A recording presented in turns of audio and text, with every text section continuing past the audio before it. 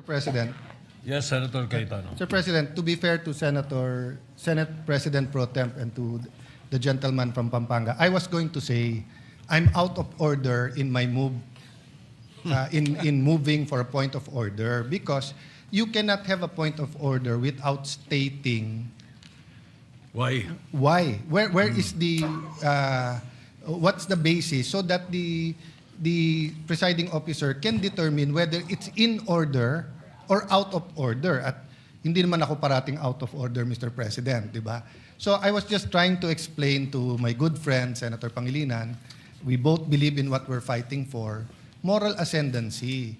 So if we pass the resolution in its general form without saying the statements, if there are officials, again, Mr. President, ulitin ko ha, I'm not against Commodore Tariela. For all I know, he did 1,000 good things.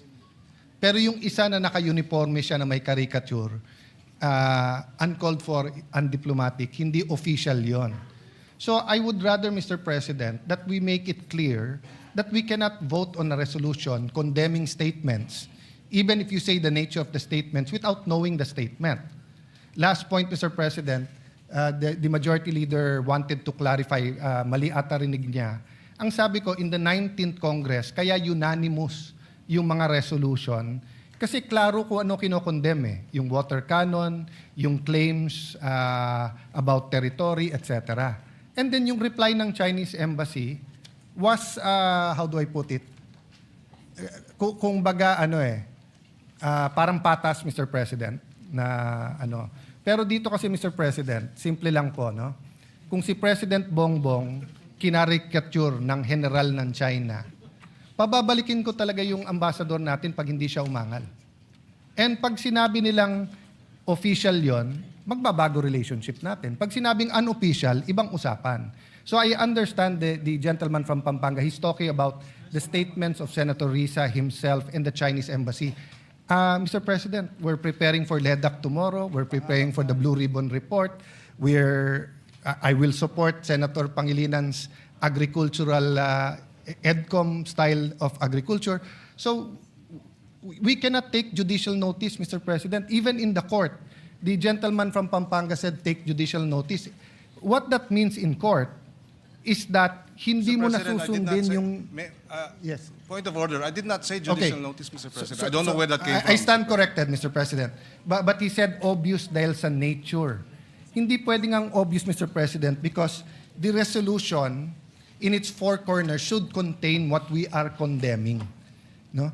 If it's not there, it will be a bad precedent. So may I appeal to the gentleman from Pampanga, lagyan natin nung kung ano yung statements. You don't have to put all. We will accede, Mr. President. I will now read a number of statements from the official website and account of the Chinese embassy in Wait, Manila. hold on, Your Honors.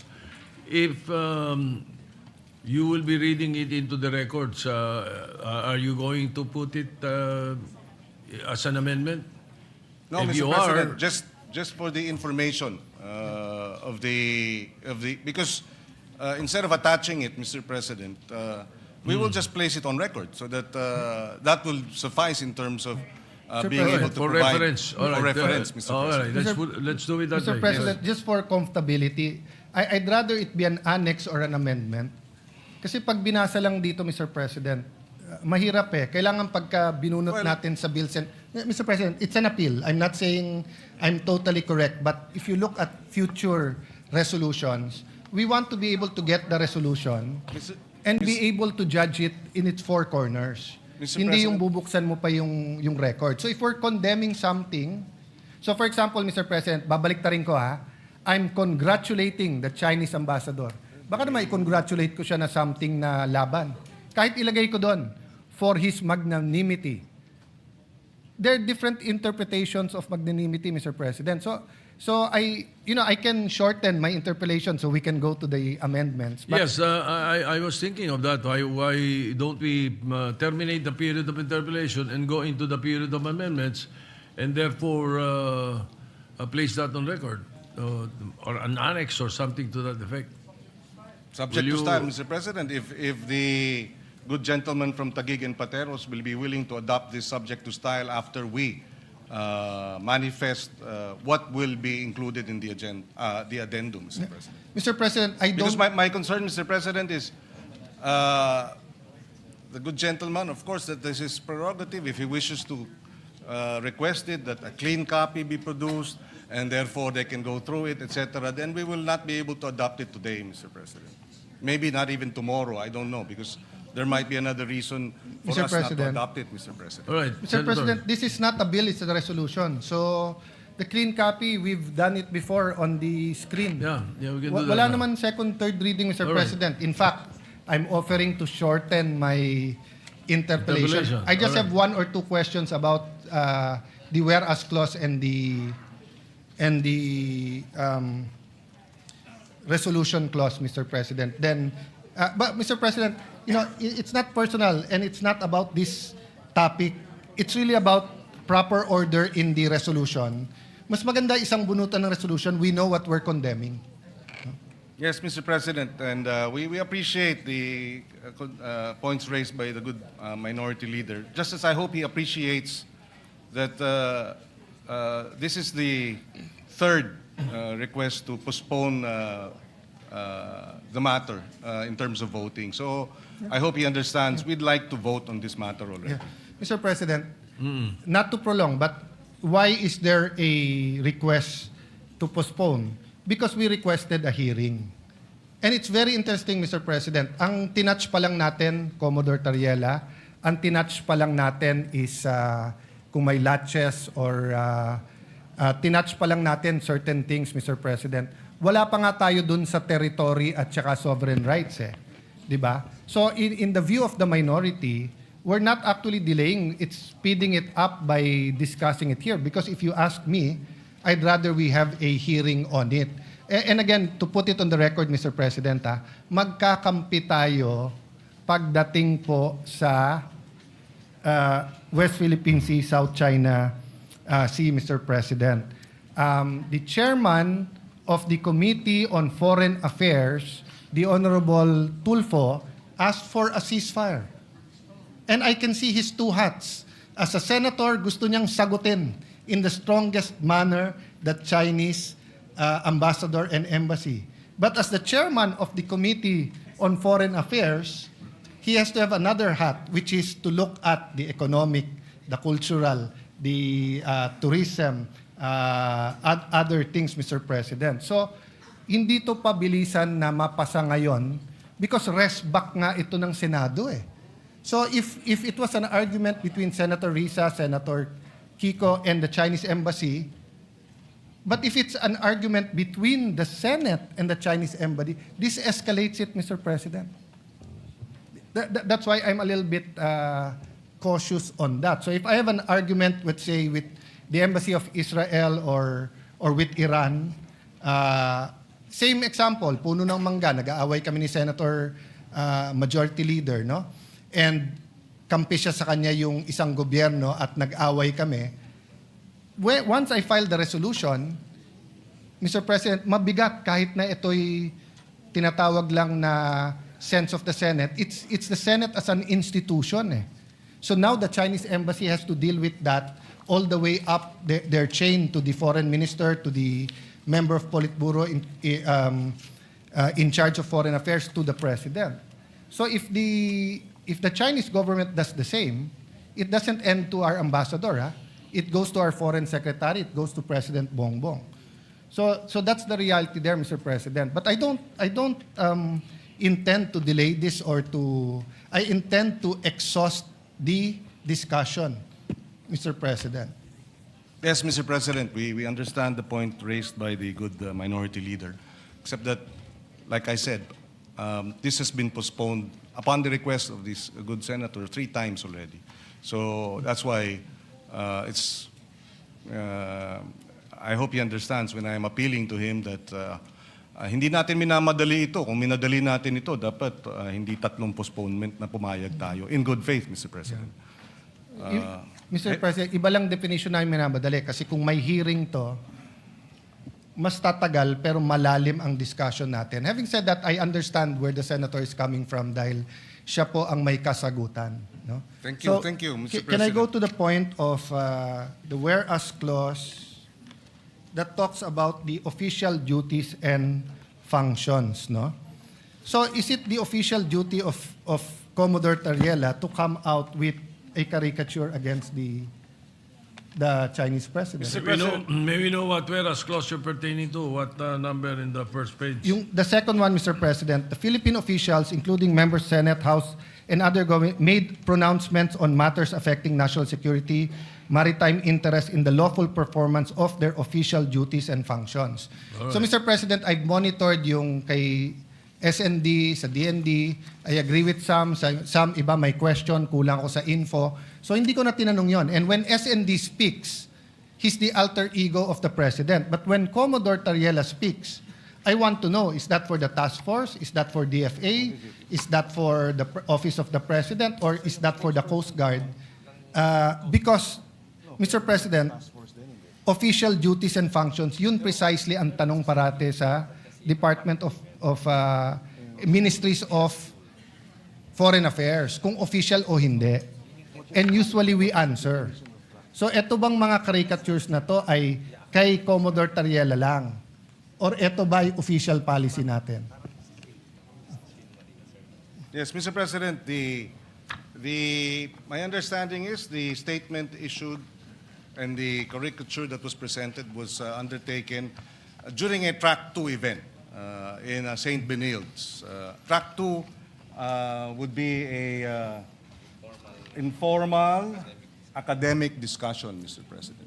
So, in that sense, Mr. President, we see no reason why that should have been avoided, Mr. No, President. Mr. It's an President. informal academic discussion, Mr. President. Sir President, when you're a general, Commodore, wearing your uniform, hindi po track 2 or 1.5 yon. Tatanungin ka talaga ng embassy. So kung meron general sa China na pumunta sa Harvard University or sa University of Tokyo or kahit anong university sa China at may caricature ni President Bongbong, hindi pwedeng ang sagot track 2 yon. Ang tanong, was that official or not? Diba? So sumagot na si Commodore Tariela, I will follow the President. The President has exercised patience and decorum despite standing up for the territory of our country. It's very important that we make it clear here. So if my staff, who is a member of the Senate, goes to a track 2, tapos may caricature siya ng kahit sino sa mga senador dito, papagalitan ko siya at sasabihin ko, subject ka ng Ethics Committee. Lalo kung naka-uniform siya at nakalagay Senate of the Philippines or Office of Senator Alan.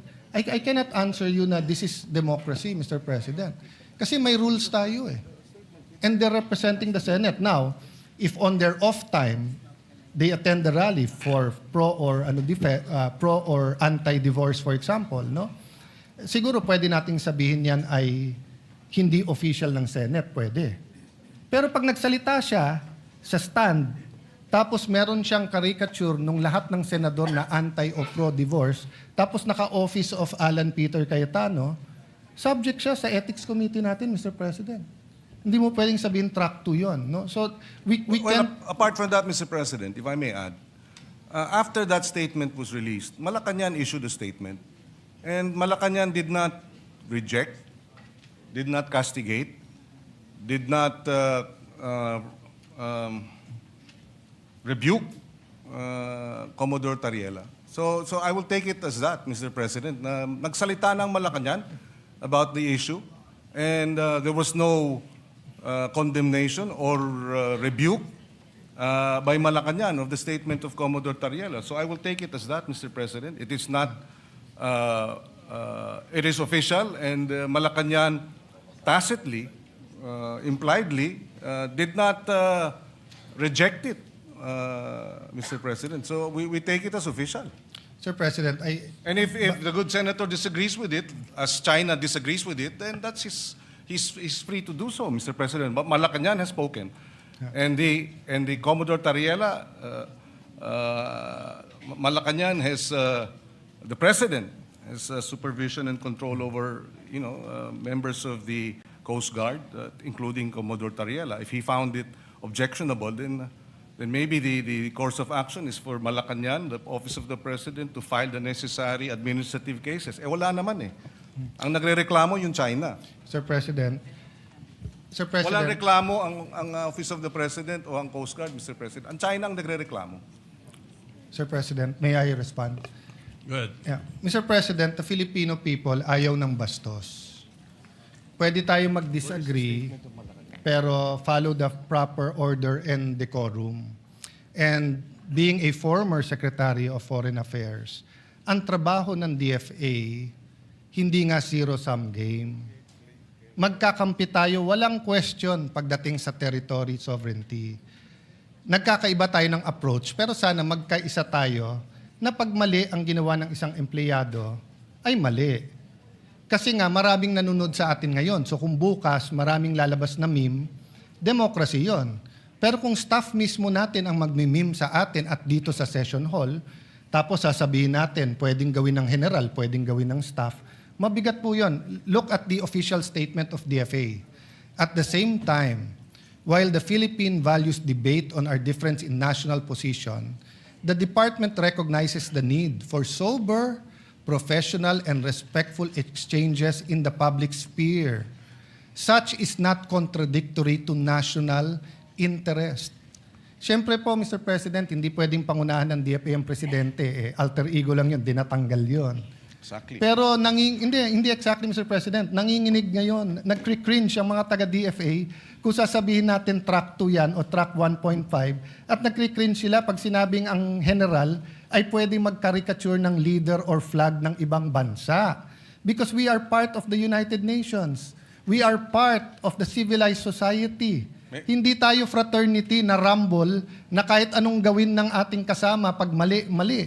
Sa resolusyon na to nakalagay dyan, performance of their official duties. Bakit napakahirap nating sagutin kung official to o hindi? At Mr. kung mali, President, if I Mr. may. President, may I finish? I Kasi- allow the gentleman kasi to finish. sasagutin ko na yung point niya. You can answer after me. That is the Okay. decorum here. Do you want to see a meme? Oh, di ba? So, yun nga ang wala tayong bastusan. We follow the decorum, we follow the proper order.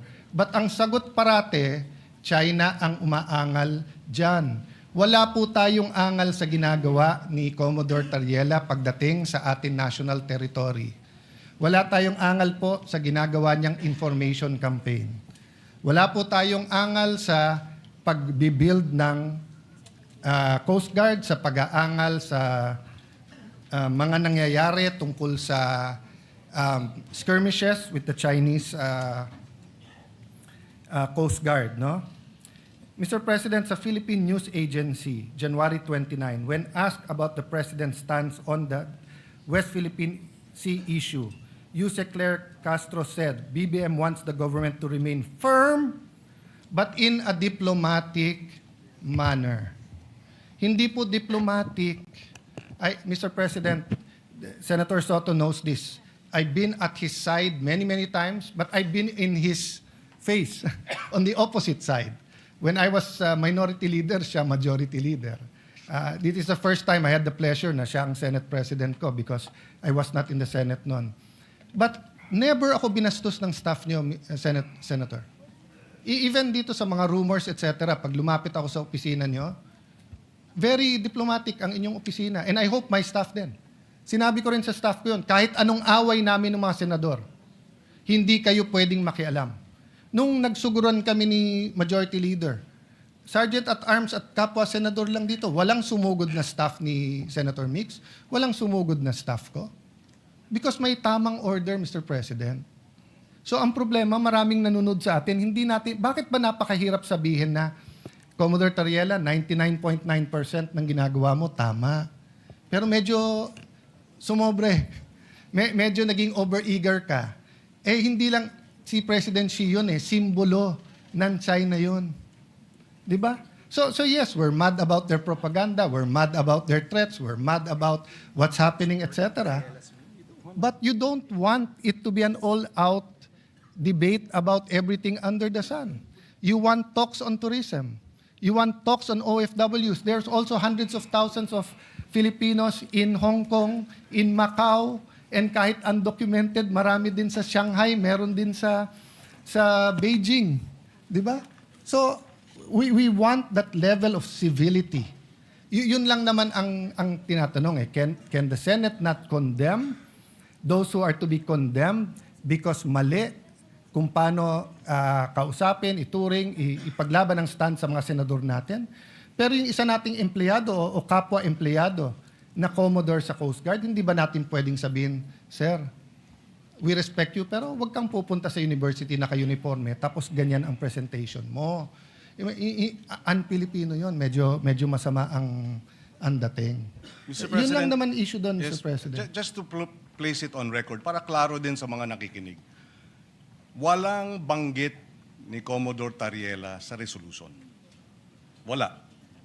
So, hindi ito tungkol kay Tariela. Kasi kung kay Tariela lang po tayo, medyo nalilihis dun sa mas malawig na usapin ng resolusyon. So walang pangalan ni Tariela, Commodore Tariela rito. Number one. Having said that, tinanong ang Malacanang at tungkol nga sa mga bitiw na salita ng mga opisyal. And I quote, when pressed whether the President stands by the statement of Philippine officials on the West Philippine issue, Castro said yes.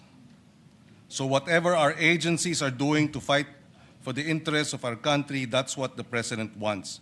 And that's also what he has ordered. So if the President found Commodore Tariela's statement as unpalatable or unacceptable, then he should have said so. He did not. So having said that, again, I will reiterate, if he was wrong, then Malacanang should have castigated him and reprimanded him. Malacanang, in fact, supported the statements of the officials, official statements. So I think we should support Malacanang's position, and we should support this resolution, Mr. President. Sir President, to reply to that, number one, Malacanang said na yung statements at stand ng bawat opisyal, lahat tayong question doon. Nagkakaisa tayo lahat. Lahat tayo nagsasabing atin to.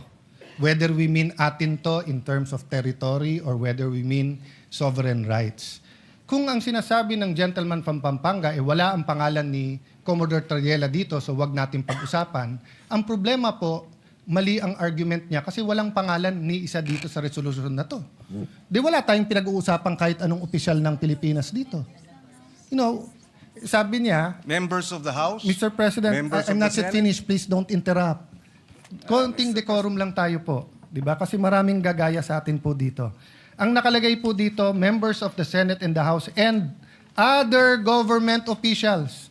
Wala pong pangalan ang senador, wala pong pangalan ang congressman, pero meron other government officials. Hindi ba ho other si Commodore Tariela? That's why I was asking, when we talk about official duties and functions, linawin natin.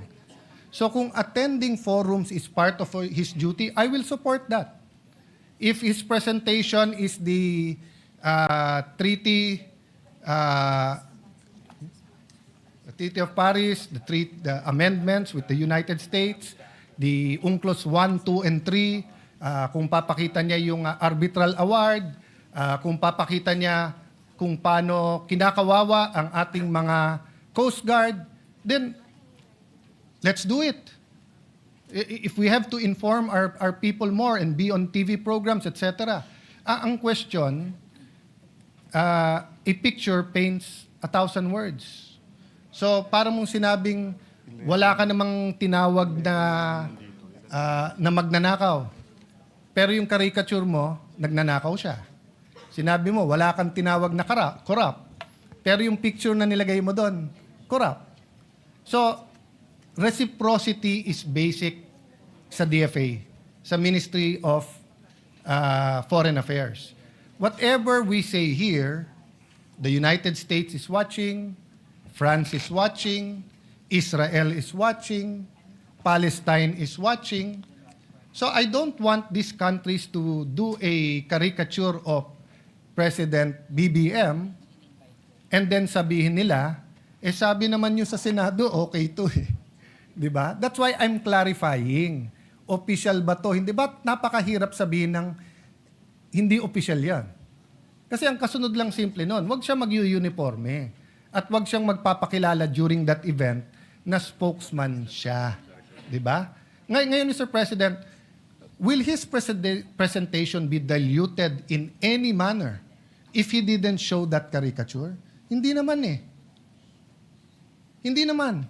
So, the gentleman keeps asking me about the other members of the House and Senate. Kung wala akong nakikita problema doon or hindi ko pa napag-aaralan yun, that's beside the point. Ang pinag-uusapan natin, what is all over the news, na minomonitor ng lahat ng ASEAN countries, minomonitor ng trade attaches nila, minomonitor ng labor attaches ng iba't ibang bansa para makita ang Pilipinas ba, ano ba values nito? Marunong ba to sa diplomatic, hindi lang niceties rules to and everything, Mr. President.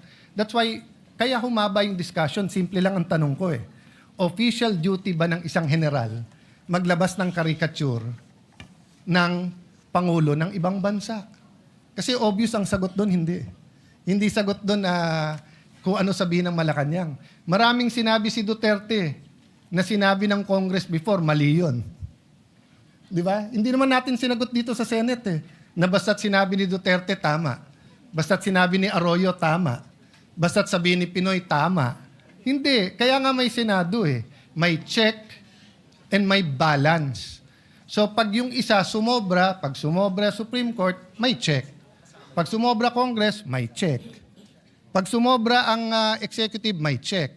Second, you have to look at the character, demeanor of not the office of the President, but the President himself. The President himself, hindi niya style to call out employees in public. Hindi niya style yun na ikaw tama, ikaw mali, di ba?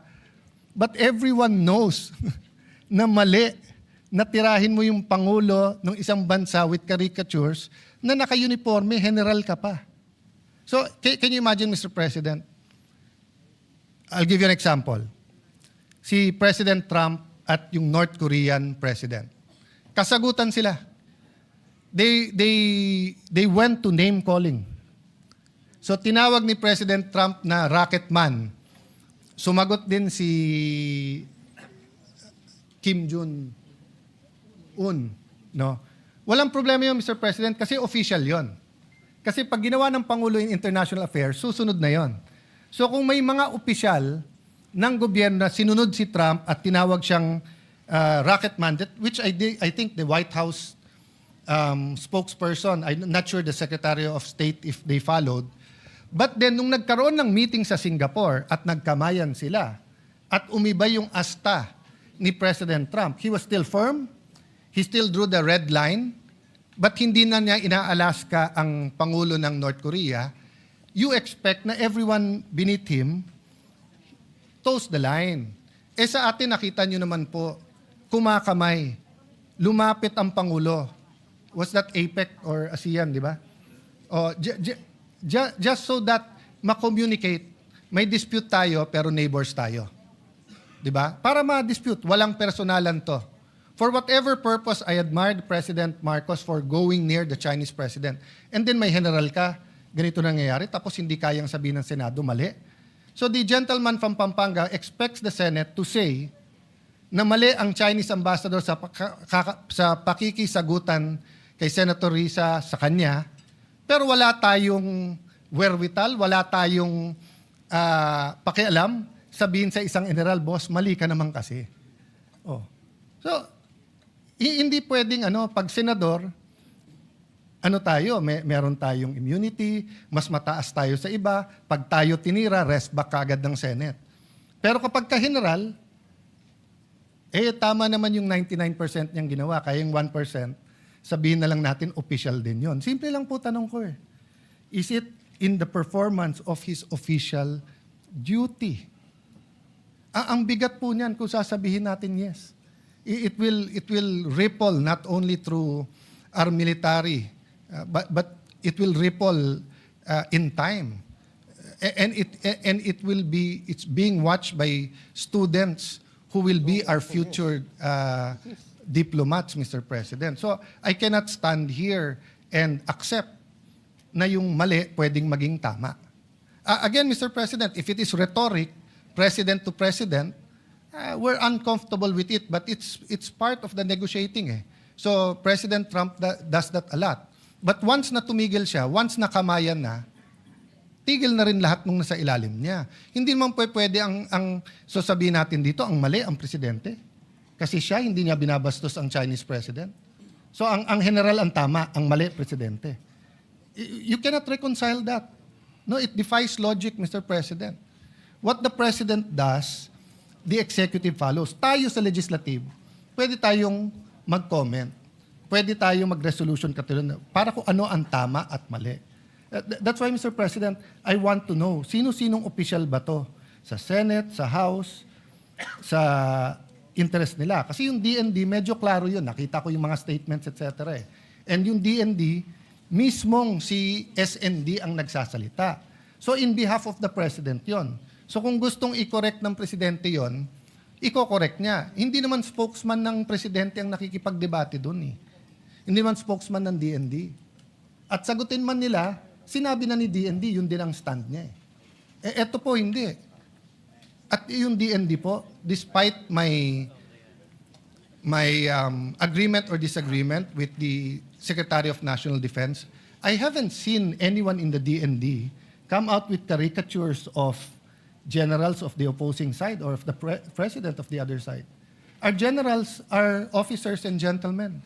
Is it too much to ask that yung pagiging officer and gentleman sa AFP, PNP, BJMP ay ganun din sa Coast Guard natin? Is it too much to ask a gentleman from Pampanga? Masyado bang malaking ask yon na, boss, paglaban mo Pilipinas pero wag tayong bastusan? Well, because the gentleman from Taguig finds it unacceptable, Mr. President, and therefore that is his position. We do not find that unacceptable, Mr. President, under the circumstances, particularly because China, for the longest time, has been aggressively, illegally encroaching on what is ours. So if these statements are taken in isolation, perhaps I might be able to understand where the good gentleman is coming from, but it's not taken in isolation. It's not just Commodore Tariela's statement. It is, and the remarks of the Chinese embassy towards and reaction to his statement. It's also what the Chinese embassy has attacked the senators, congressmen, Mr. President. And if I may add again, this is not just an issue of Commodore Tariela. Let's not minimize the issue. We beg to disagree, and with all due respect, putting the issue simply as Commodore Tariela and his actions is minimizing the issue. And somehow, who benefits from minimizing this issue? China, Mr. President. The good senator may not be his intention, but Mr. President, from this point, from this perspective, from this representation's perspective, minimizing the issue, disregarding or taking it in isolation, and isolating Tariela's actions from the insults and the unparliamentary language of the embassy, threatening our men in uniform, Mr. President. Parang biglang hindi na pinag-uusapan lahat ng mga pang-iinsulto, pananakot ng China dahil andito tayo naipit sa pagdepensa ni Commodore Tariela at kanyang mga kilos. I hope the good senator gets a broader or looks at it in a broader perspective, Mr. President. Mr. President, sino ho nagmi-minimize? Siya po ang nagmamadali. Ayaw niya mag-hearing. Kung magkakaroon ho ng hearing, lahat ho ng issues, yung sinabi ng DND, yung ginagawa po sa Ayungin or sa BP Sierra Madre, yung pong ginawa po sa Scarborough Shoal, Aquino administration, Duterte administration, Marcos administration, yung pong hinanakit ng ating mga Coast Guard sa nangyayari sa kanilang araw-araw, sa mga nasa Pag-asa Island po, sa kakulangan po ng pondo. Lahat po yun madidiscuss natin. Paulit-ulit po ang gentleman from Pampanga na parang ako may kasalanan na pinag-uusapan po si Senator Tariela, tinamad po sila na ilagay ang mga pangalan ng mga opisyal na sinasabi nila sa resolusyon. Kaya malinaw naman ang tanong ko, sino-sino tong mga opisyal? Ang alam ko lang si Commodore Tariela. Tapos sasabihan niya ako, I'm minimizing. Tapos babasahan niya ako ng paano mga taga-DND, paano para bang hindi ko sila kinakampihan. Bulok na yung style na yan eh. Yan yung style na pro-China, anti-China, pro-Philippines, anti-Philippines, no? Paulit-ulit na tayo dito, magkakampi tayo pagdating sa territory ng ating bansa. Magkakampi tayo pagdating sa sovereign rights ng ating bansa. May I ask this question? When the military decided to pave the way, to build a runway sa Pag-asa Island, was there any objection by any department? I have the floor, and I would like to manifest that we believe this has been exhausted.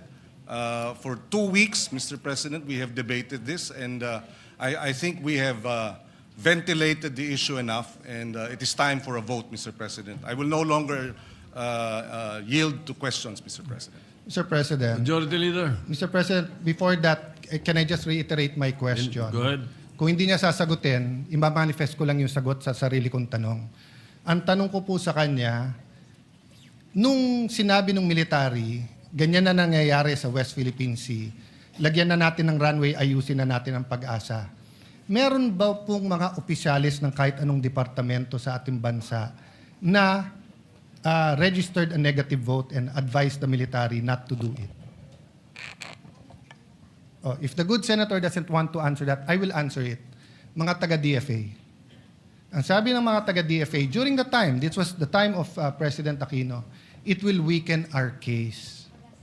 Because precisely, the rocks, the features that are being reclaimed, etc., malakas ang kaso natin. Nasunod po yung military at tingin ko tama naman.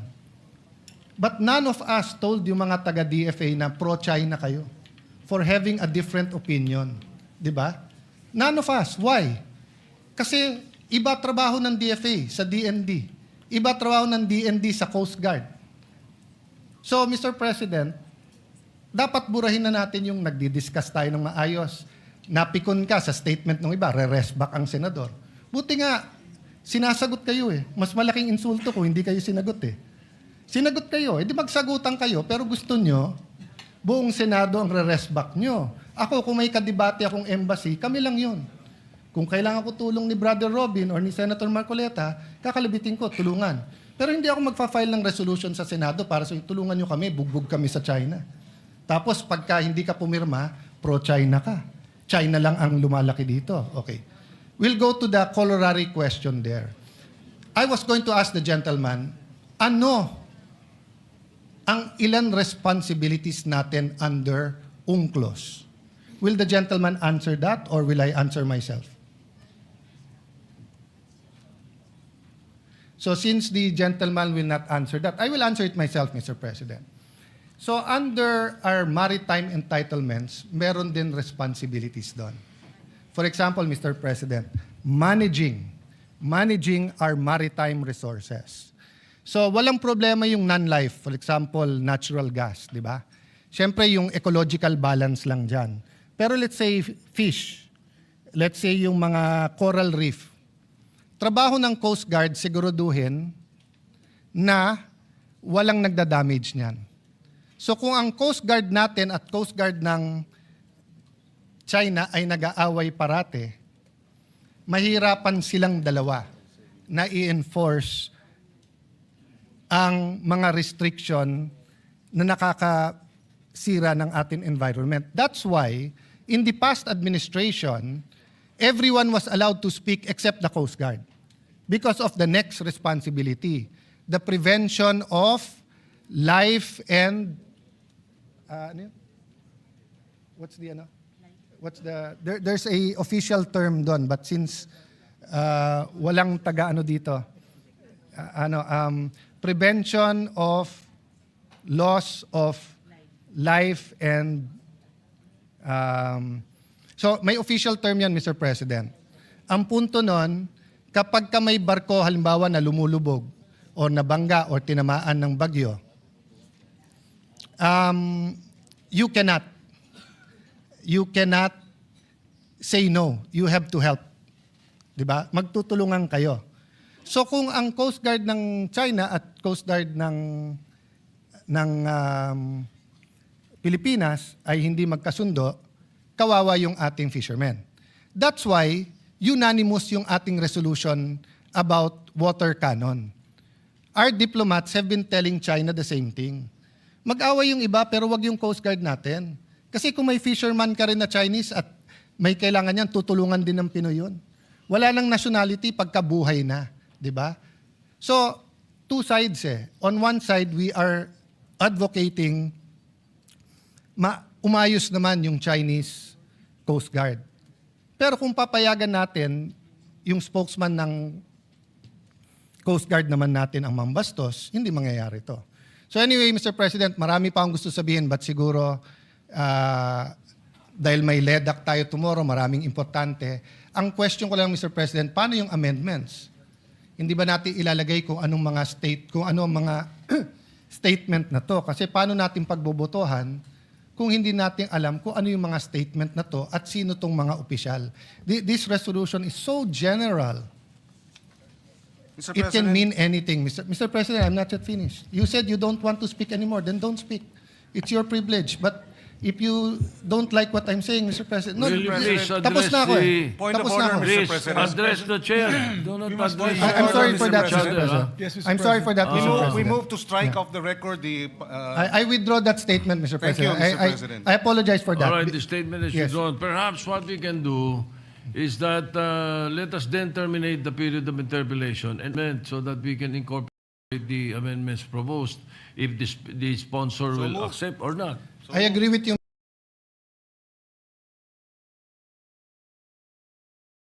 Mr. President. Jordi. No objection. So move, Mr. Yeah. President. No objection. Majority Leader. Yes, but before we do that, Mr. President, there was internal agreement between Senator Marcoleta and the nation before we act on that.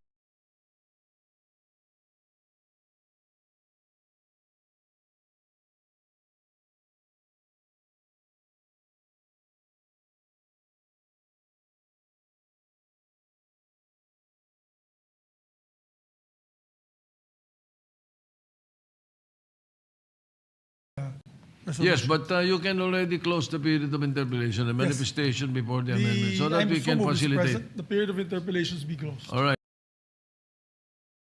Any objection? Hearing none, please closed. May we recognize very quickly for manifestation Senator Rodante Marcoleta.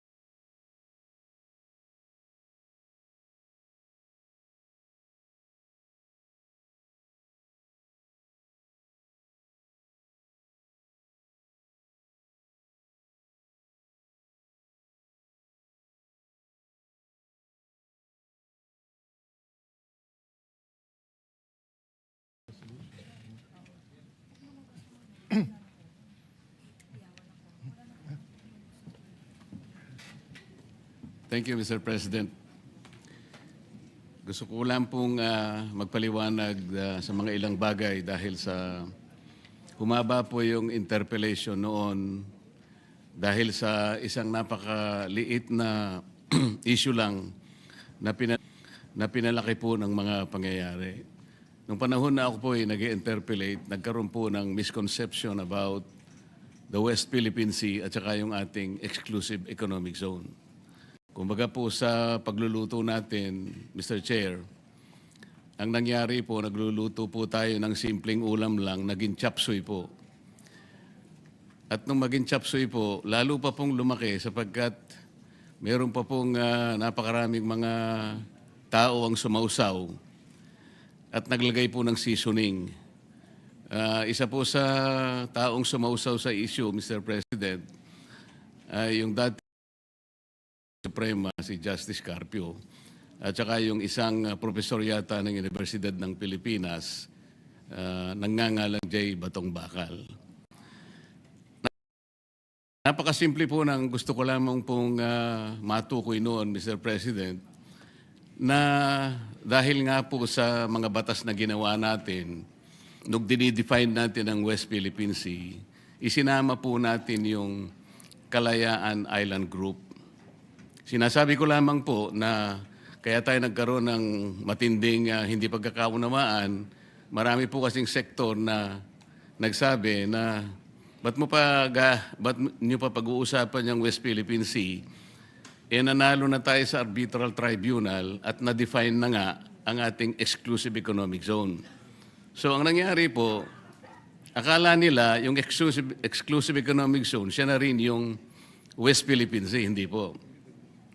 Napakadali pong i-define ang ating exclusive economic zone kung paano nating madidefine din ang ating territorial sea at ang ating contiguous zone, even our continental shelf at ang ating territorial sea, sapagkat magsisimula nga po doon sa archipelagic baselines.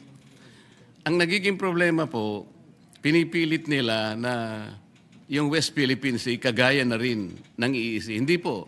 Nung isama po yung Kalayaan Island Group, nakalimutan po nila na yung ibang features na sinasakop po ng ating bansa, halimbawa po yung pag-asa, yung parola, yung kota, yung lankyam, ito po ay 200 nautical miles away from the baseline, ay from the EEZ. Kaya nasa labas po sila. Alam po nyo, Mr. President, nung nagkaroon po tayo ng hearing sa CA, tinangka ko pong itanong sa ating ilang mga miyembro ng armed forces na nandoon, 35 po sila, Mr. President. Nalungkot po ako nung malaman ko sa sagot nila, hindi pala nila alam na yung ating mga occupied territories sa KIG ay nasa labas po ng ating exclusive economic zone. Ito po yung mga official po ng ating armed forces, Mr. President. Nakalulungkot po sapagkat ano po ang ipagtatanggol nila kung hindi naman po nila alam pala kung nasaan po yung mga isla na ating pong sinasakupan. Napakahalaga po noon na, Mr. President, bagamat ang usapan doon ay teritoryo, dahil sa definition po ng ating West Philippine Sea, ang importante po doon ay yung karagatang sinasakupan natin. Kung isasama po natin ang West Philippine Sea, Mr. President, ang gusto ng Pilipinas kasi, ituring po yung mga features sa Spratlys na isang grupo lamang ng mga isla. Yung tinatawag po nilang offshore archipelago. Ang sabi po ng arbitral tribunal, Mr. President, hindi po ninyo magagawa yan, sabi niya, sa Pilipinas. Tama na kayo po ay isang archipelagic nation, ngunit hindi nyo magagawa yan sapagkat you will not be able to meet the requirements of land and water ratio. Kung di po ako nagkakali, Mr. President, ang ratio po is 1 to about 9.135, something like that. Ibig sabihin po, meron pong standard na pagitan po kasi ng baselines kung saan mo ikakapit yung baseline. Kasi magkakalayo po sila eh. Lalong-lalo na po doon sa mga ibang features, Mr. President, na hindi okupado ng Pilipinas. Ang dami po nun. Ang okupado lamang po ay 4. Napakarami po ng hindi natin occupied. Ngunit, mini-maintain po natin ang ating claim doon. Ano po ang pinaka-imposible doon, Mr. President? Hindi po natin pwede silang isali yung karagatan arising from this maritime features in the Kalayaan Island Group dahil lalabag po tayo sa dalawang aspeto. Number 1, yung UNCLOS po, hindi tayo papayagan. Kasi po, yung Article 7 po ng UNCLOS, Mr. President, ito po yung tinatawag na straight baselines. Mababiolate po yun kapag kinonect po natin yung features outside our EEC ng mga straight lines dahil yung straight baselines po natin magde-depart po sa appreciable part ng ating yung general direction ng ating coast. Yun po yung sinasabi ng Article 7. Dahil po kasi sa layo nila, more than 200 nautical miles from our EEC. Pagkatapos po, yung Article 47, Mr. President, ito po yung archipelagic baselines. Mababiolate po, ito po yung sinasabi nating ratio of water to land. Dahil nga po, hindi pinapayagang dapat magkakalayo yung features at may encircle mo sila to treat them as one group of islands. Hindi sila pwedeng i-classify na isang unit lamang para lang mag-generate ng sarili nilang maritime space. Ngayon, ito po yung nangyari. Dahil imposible po, dahil nga sa Article 89 naman po, ng UNCLOS din, Mr. President, hindi po natin pwedeng i-appropriate ang high seas. Nakalagay po talaga. Yung mga features po na malalayo sa ating exclusive economic zone, Mr. President, ang layo na po nasa high seas na. Sa layo nila sa bawat isa, they are also separated by high seas. Kapag kinunek po natin mula dun sa ating exclusive economic zone, ma-appropriate po natin ang high seas, mababiolate po natin ang 3 artikulo ng UNCLOS. Pati po yung tribunal ay inconsistent na rin po yung tayo natin. Sinabi rin po niya sa China yun eh. Maski na ikaw, China, sabi niya, you cannot regard this prat list as one group of islands or to regard it as one unit dahil hindi ka naman archipelagic country. China, sabi niya, ikaw ay isang continental state.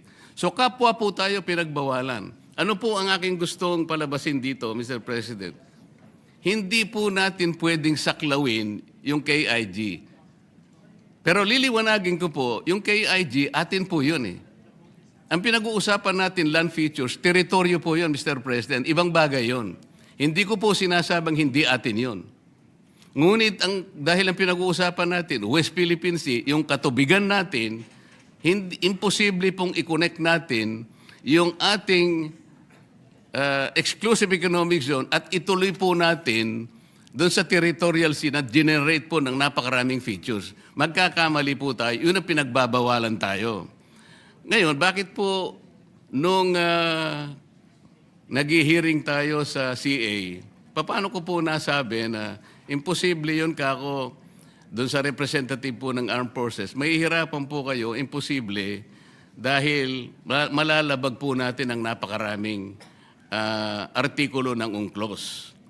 Hindi po natin mai-enclose, hindi po natin makokonek yung territorial seas nung napakaraming features na yon na ating ino-occupy, magkakamali po tayo at baka sakali, kung gusto nyong gawin, we cannot do that unless, sabi ko, we give up our itong KIG. Hindi ko po sinasabi na i-give up natin. I am only trying to reinforce the argument na hindi at imposible nating gawin. Sapagkat atin yung teritoryo, pero sa tubig, hindi po natin pwedeng itagos yung mga baselines dahil magkakasala tayo at lalabag po tayo sa UNCLOS mismo. Ang dami po ngayong mga gumagawa ng kung ano-anong salita. Sumama na nga po yung napakaraming tao na sinasabi ko ro, i-give up natin ang KIG. Mr. President, kahit kailan hindi ko sinabi yun.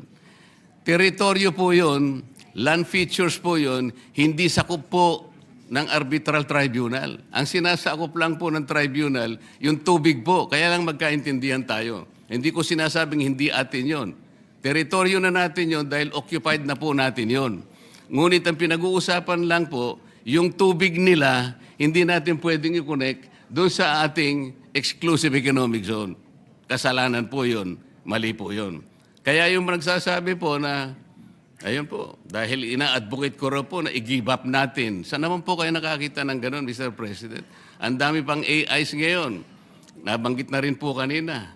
Senador po kami daw. Kami po ay mga traidor.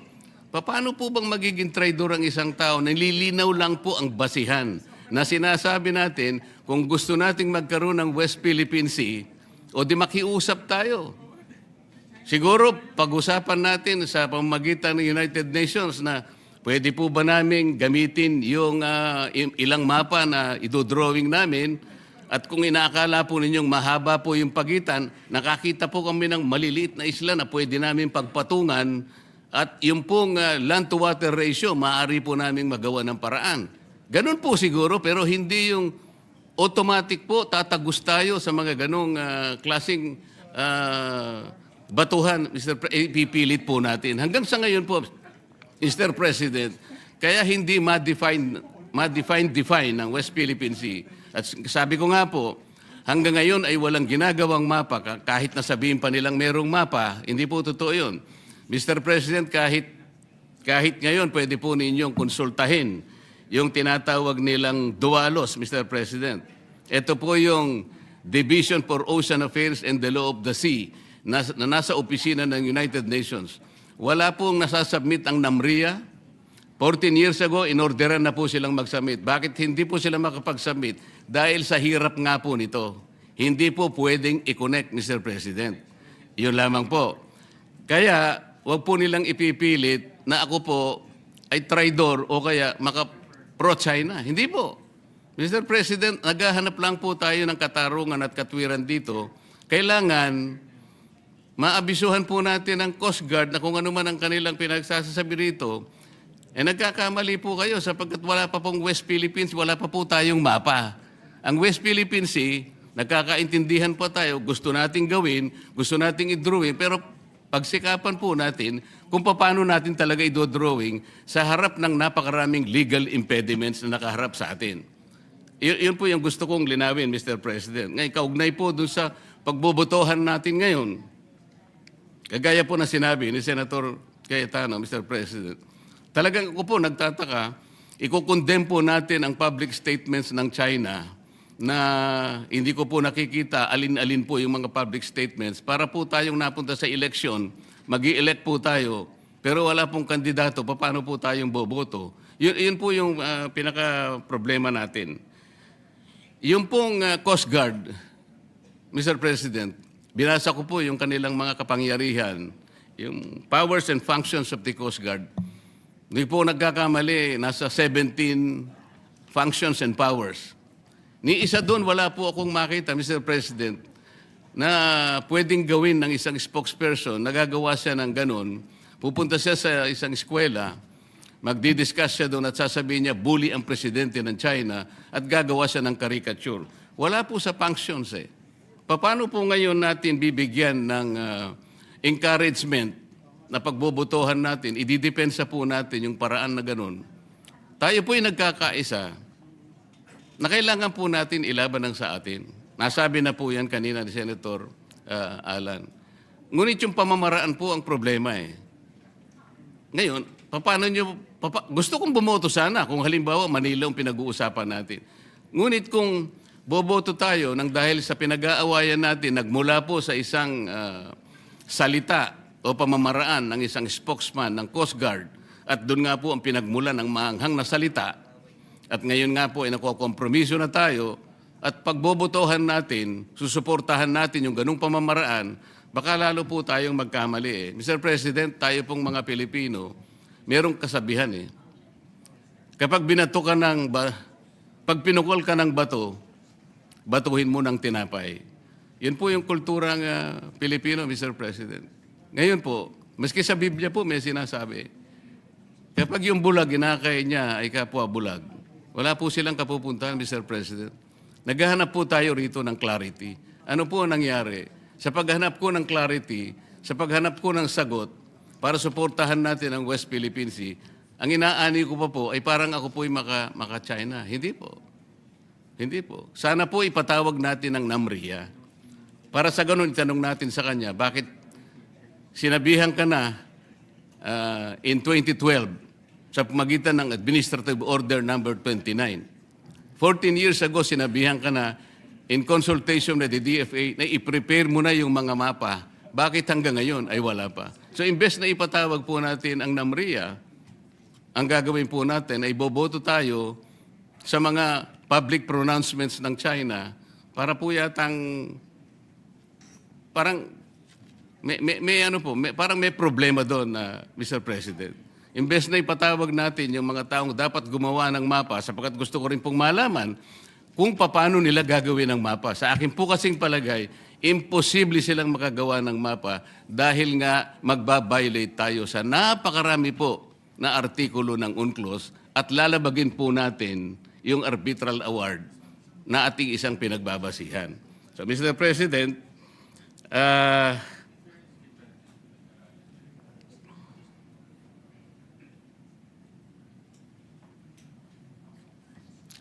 magtatapos ako sa isang pananalita na lang, Mr. President. Sa aking palagay po, ang isang pagkakamali ay hindi po may tutuwid ng isang pagkakamali.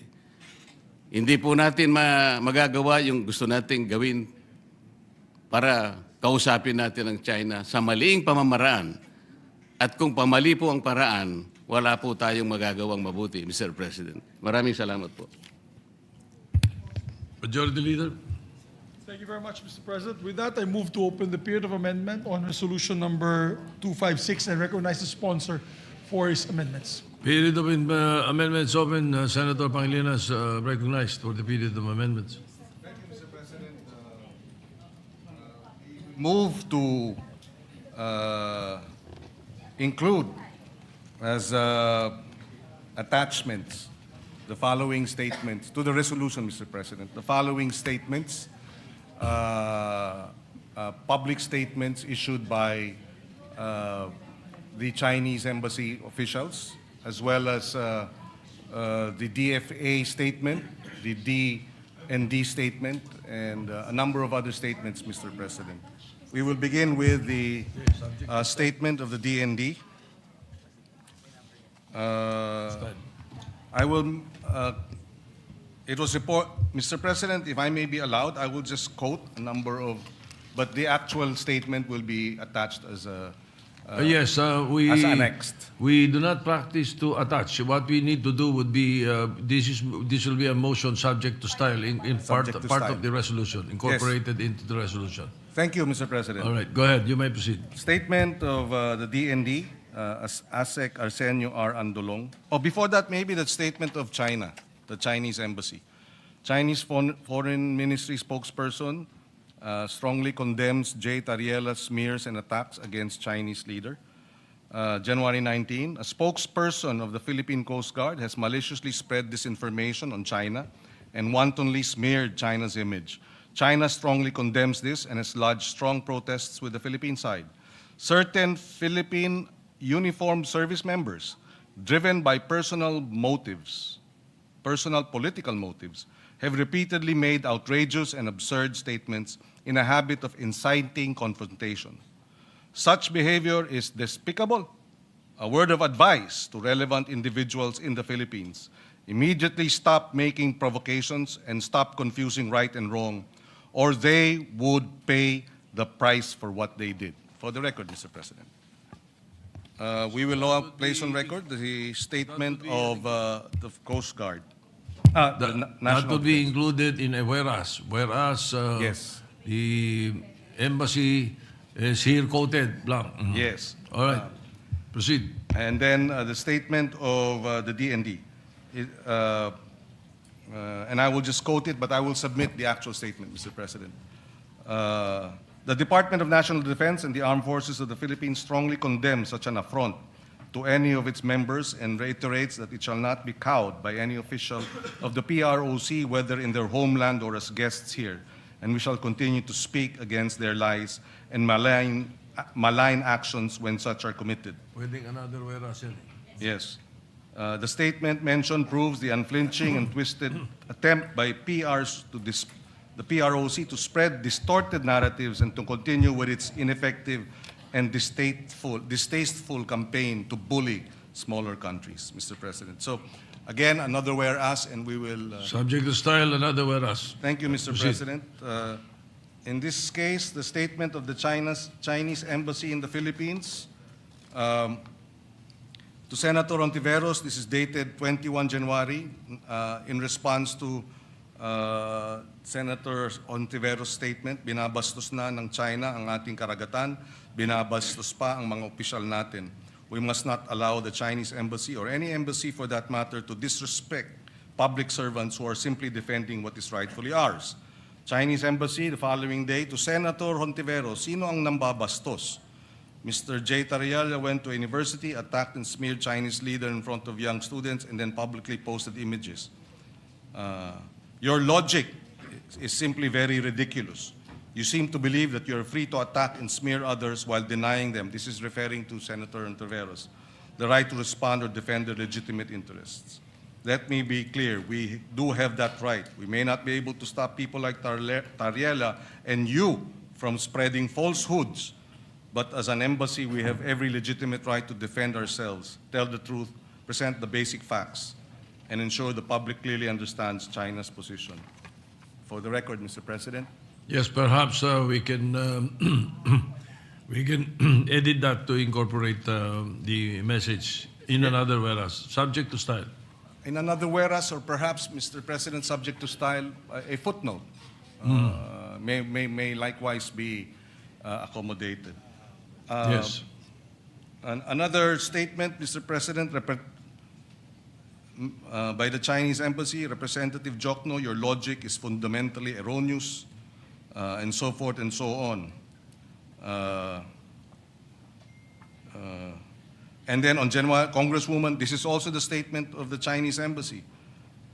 Congresswoman De Lima released a statement that branded China's position on the South China Sea as Orwellian doublespeak and falsely accused the Chinese Embassy of spreading lies about China's aggression in the West Philippine Sea and targeting Philippine officials for doing their job in calling out said aggression. Mr. President, again, subject to style, we will include that statement. And then this one, Mr. President, Chinese Embassy, January 20, your accusation, this is referring to Senator Jokno's statement. Your accusation, of Senator Ontiveros, I'm sorry. Your accusation of China gaslighting the Philippines public is baseless. China is simply sharing the facts and telling the truth. Calling this gaslighting is just a distraction. Laying out facts isn't gaslighting. Ignoring inconvenient truths and selling falsehoods. That's common sense, Mr. President. There are a number of other statements, Mr. President. May we have a minute suspension, Mr. President? Session suspended.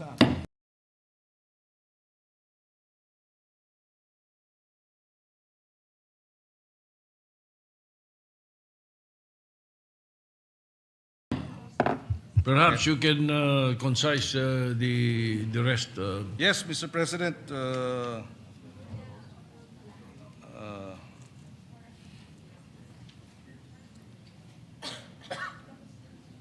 This is in response to a statement that this representation made, Mr. President. And the response was, Deputy Spokesperson of the Chinese Embassy Guo Wei, and he quotes in response to what I said publicly, the rather limited scope of your knowledge does not require the attention of the embassy spokesperson. The deputy spokesperson is more than sufficient. With a surprising lack of understanding of international law and even the most basic diplomatic norms and etiquette, the good senator, referring to this representation, pointed fingers at the embassy, Chinese embassy, claiming that you insult us by having an underling lecture us on the matters of foreign relations. Chinese embassy did not insult you. You embarrassed yourself. For the record, Mr. President. Anyway, Mr. President, we will submit this. And one more, Mr. President. This is in response to Senator Erwin Tulfo. Deputy Spokesperson Guo Wei, you have the freedom to attack others. We also have the right to defend ourselves and push back. Freedom of speech, after all, Mr. Senator, if you don't understand diplomacy or the role of foreign embassies, you might want to think twice before commenting. Or at the very least, take time to understand what are the public exchanges really, bold letters, about. Otherwise, you risk becoming a source of ridicule, Mr. President. So this is a number of the statements that we have now introduced as amendments subject to style, Mr. President. All right. Thank you. There are- Majority Leader. Yes, Mr. President. Thank you, Mr. President. Yes, Mr. President, with that, close the period of amendments. Any objection? Hearing none, period of amendments closed. With that, Mr. President, I move to approve or adopt proposed Senate Resolution number 256. I so move. Any objection? Hearing none. PS Resolution 256 is hereby adopted. Thank you very much, Mr. President. Subject to style. Subject to style. Thank you, Mr. President. Thank you, Majority Thank you very Leader. much. Thank you Mr. to our President. colleagues. Thank you. Mr. President, may I ask for minute suspension? Mr. President? Session suspended.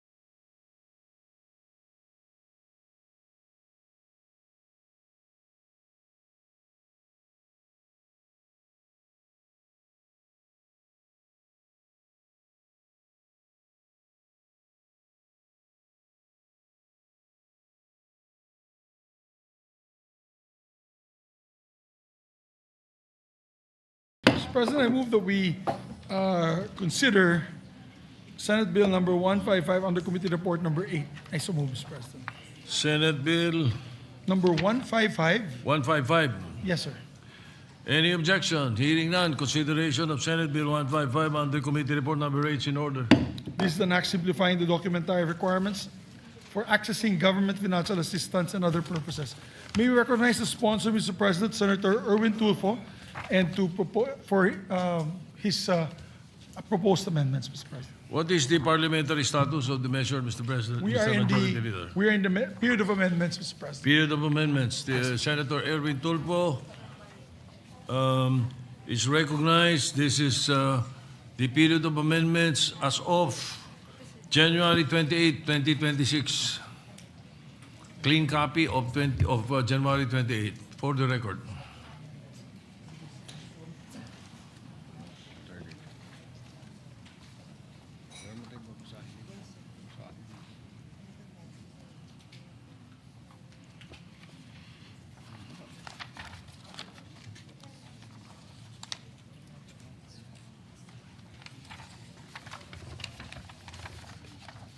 Mr. President, may I introduce my individual amendments based on the copy of Senate Bill number 155 as of January 28, 2026, wherein the committee amendments had already been incorporated. Here are my individual amendments. On page 1, line 2, on the short title of the bill, delete the phrase simplified government aid access, and in lieu thereof, insert the phrase direkta at agad na lingap at interbensyon, and the acronym in parenthesis DALI or DALI. I so move, Mr. President. Any objection? Hearing none. Amendments adopted.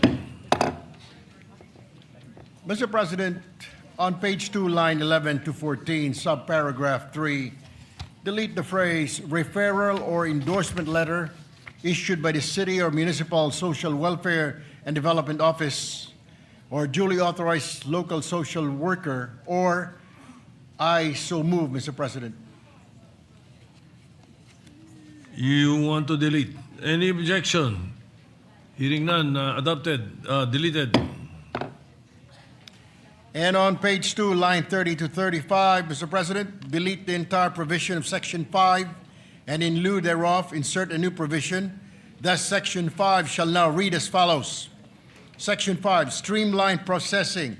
All concerned government agencies shall process requests for assistance within the day, subject to availability of funds, provided that complete documentary requirements are submitted during official working hours. Requests submitted on weekends, holidays, or outside official working hours shall be processed on the following working day. I so move, Mr. President. Any objection? Hearing none. Approved.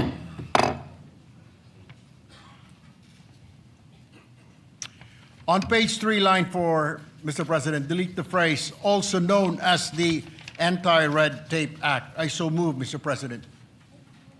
Line 4. Page 3, line 4, Mr. President. The phrase also known as the Anti-Red Tape Act. I so move, Mr. President. Any objection? Hearing none. Adopted. And on page 3, line 5, after the phrase Republic Act number 11032, insert the punctuation mark, comma, and the phrase otherwise known as the Ease of Doing Business and Efficient Government Service Delivery Act of 2018. I so move, Mr. President. Any objection? Hearing none. Adopted. And those are my individual amendments, Mr. President. Majority Leader.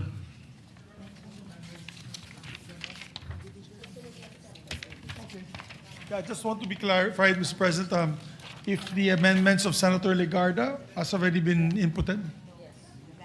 Mr. President, no, we haven't. On page 2, line 2, Okay. under section 4. So maybe may they proceed, Mr. President, on the amendments? Yes, you may proceed. You're still in the period of amendments. This is the individual amendment of Senator Lauren Legarda to delete the phrase to whom they are not related. the new provision shall read as follows. What line is that on page 2? Page 2, line 28, Mr. President, section 4, which delete the phrase "to whom they are not related," and the new provision shall read as follows. In cases where the request of assistance is made through a representative, such representative shall present an authorization letter duly signed by the beneficiary, along with a valid government-issued ID of both the beneficiary and the representative.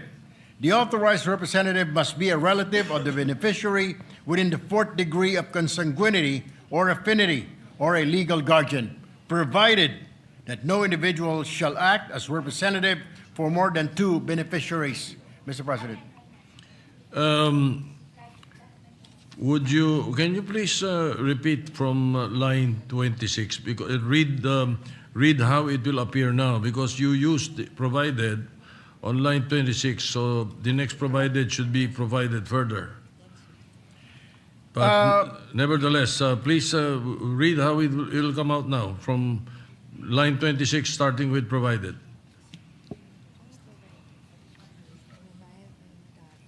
Provided that no individual shall act as As a representative for more than 2 beneficiaries, Mr. President. And then, Period, Mr. President. period. Yes, Mr. President. All right. And then, That's all, Mr. President. what you read. And then the next provided, editorial amendment, provided further, subject to style. Any objection? Hearing none, adopted. That's the amendment of Senator Lauren Legarda, Mr. President. Any other amendment? Majority Leader? So far, Mr. President, there's no more amendment. There's a request, Mr. President, of our Minority Floor Leader to ask some clarificatory questions, Mr. President. Clarificatory? Questions. Clarifying? There's a request here that if he could still ask some clarificatory questions before we close the measure for second reading, Mr. President. Yes. Who's asking for it? The Minority Leader, sir. So, may I ask for a minute suspension, Mr. President? So therefore, we're going to take it up now, if he's not here. Yes. Is the office? Yeah, I don't. So, Mr. President, may I ask for a minute suspension while we can ask the office? Session suspended.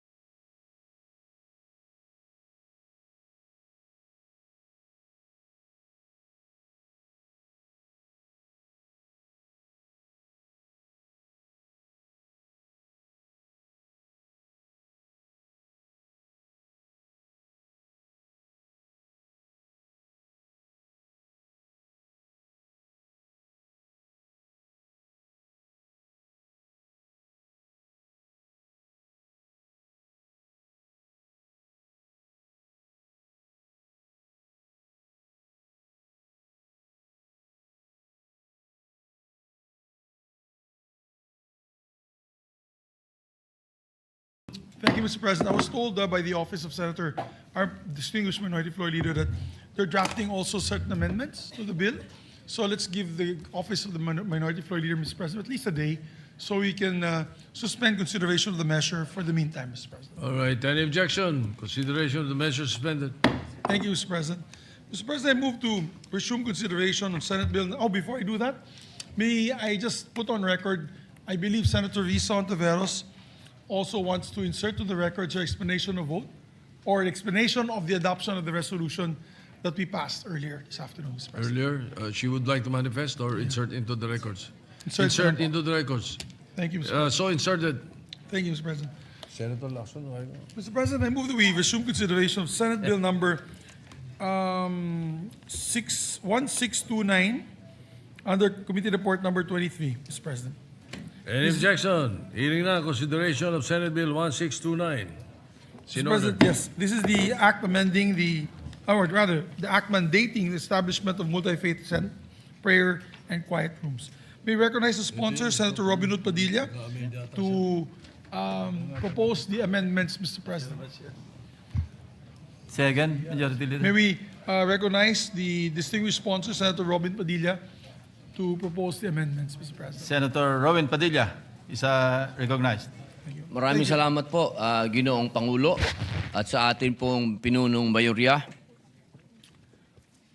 Ang akin pong mga individual amendments para po sa Senate Bill number 1629 o ang Multifaith Prayer and Quiet Rooms Act of the Philippines.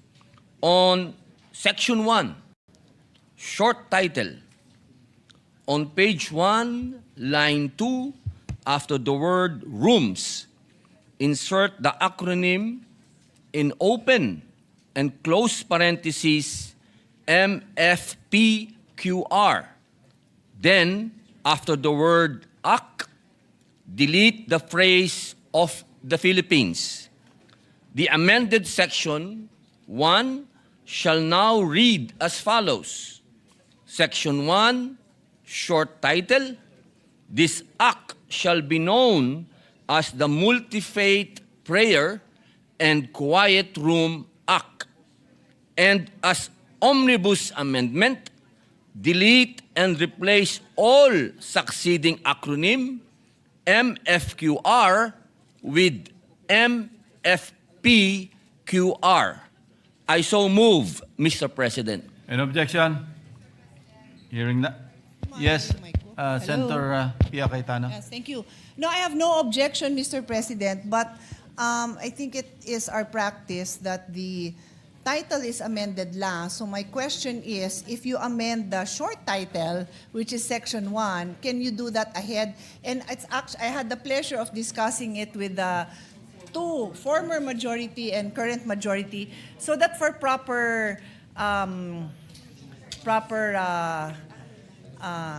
for our guidance, Mr. President. So can we start with the short title? We can. Okay, so just to clarify, because if the short title is different from the title, then we will ask questions. But because we already know where this is going, then there's no question to ask. Thank you, Mr. President. No objection, just clarifying. Thank you. Thank you, ma'am. So, yeah, hearing no objection, the motion is approved. Majority Leader. Yeah. Sponsor. On Section 2, Declaration of Policy. On page 1, line 9, after the word government, delete and replace the word workplaces with offices. I so move, Mr. President.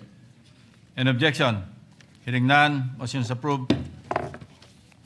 On Section 3, definition of terms. On page 2, lines 5 to 9, subsection B shall be relettered as subsection A and shall be amended to read as follows. A. Government offices refer to central and regional offices of the national government, including constitutional bodies, government-owned or controlled corporations, government financial institutions, state universities, and colleges, and offices of local government units, and I so move, Mr. President. An objection? Hearing none, motion is approved. Still on the same page 2, lines 1 to 4, subsection A, shall be relettered as subsection B and shall be amended to read as follows. B. Multifaith prayer and quiet room.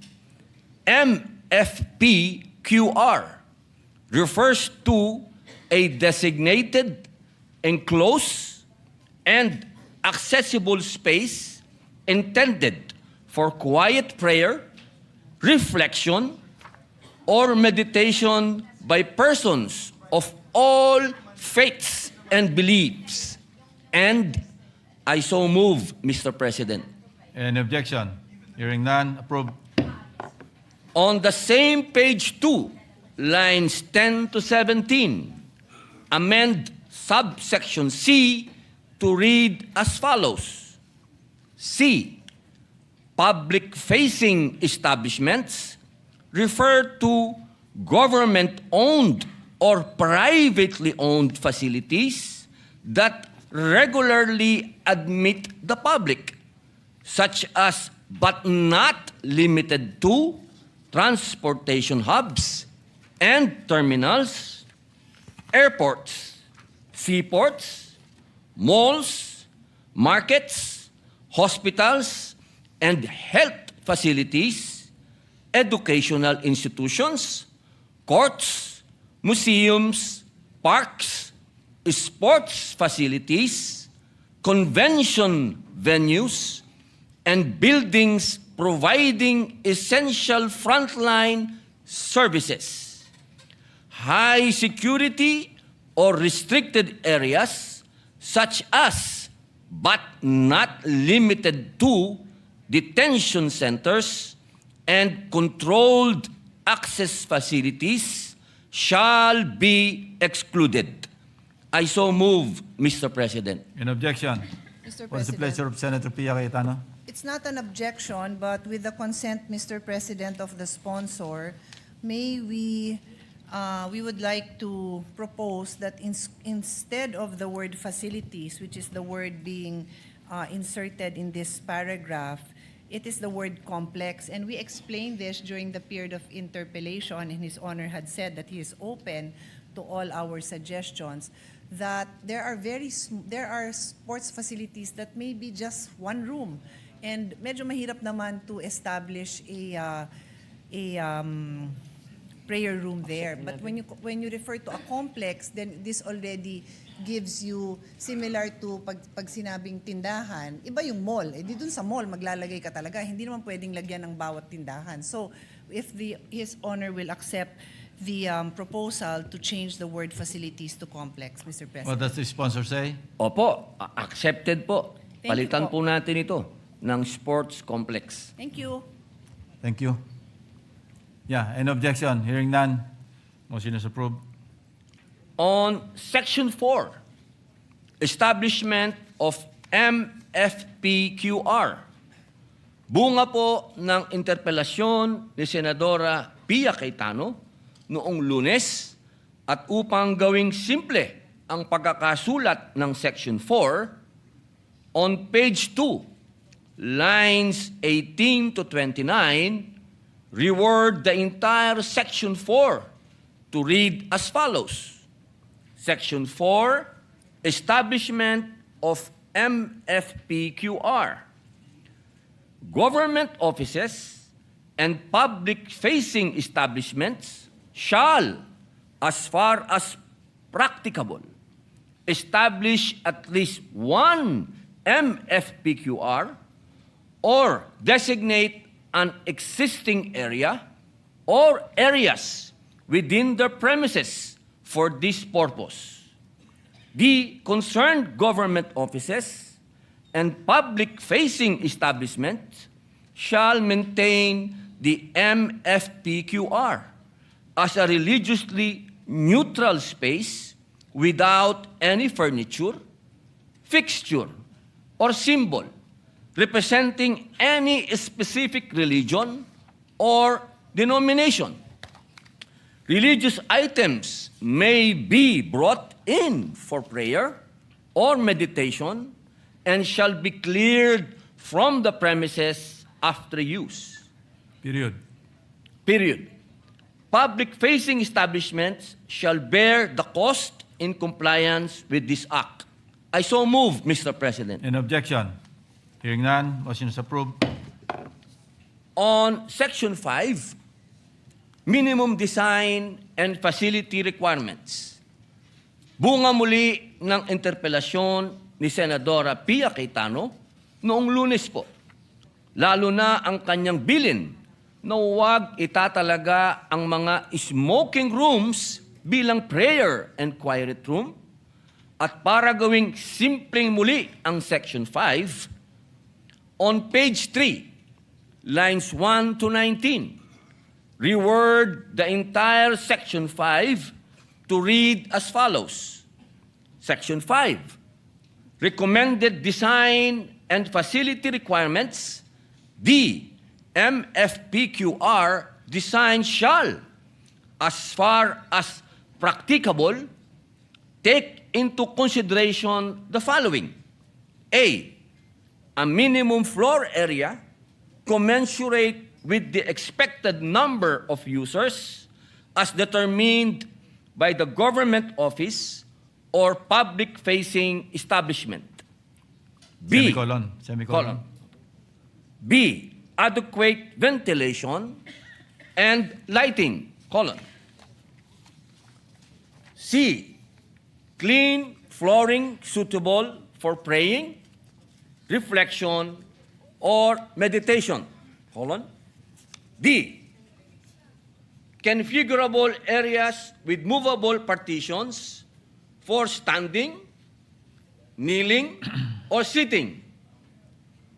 E, ablution area for cleansing and preparatory practices that is gender sensitive, accessible, and within close proximity to the MFPQR, provided that it is equipped with low faucets, bidet, or foot washing basins. And F, signage using the quiet room symbol. In no case shall the MFPQR be established or designated in smoking areas or comfort rooms. I so move, Mr. President. Any objection? Hearing none, approved.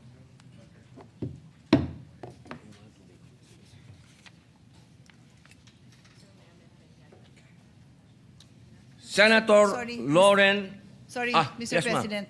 I do have an amendment, Mr. Senator Pia President, is to the recognized. amendment. Again, with the conformity of His Honor, it is true that this representation was the one who said that it would be ideal if those who would like to pray do not have to do it in a smoking area. So I'm happy that this has been included.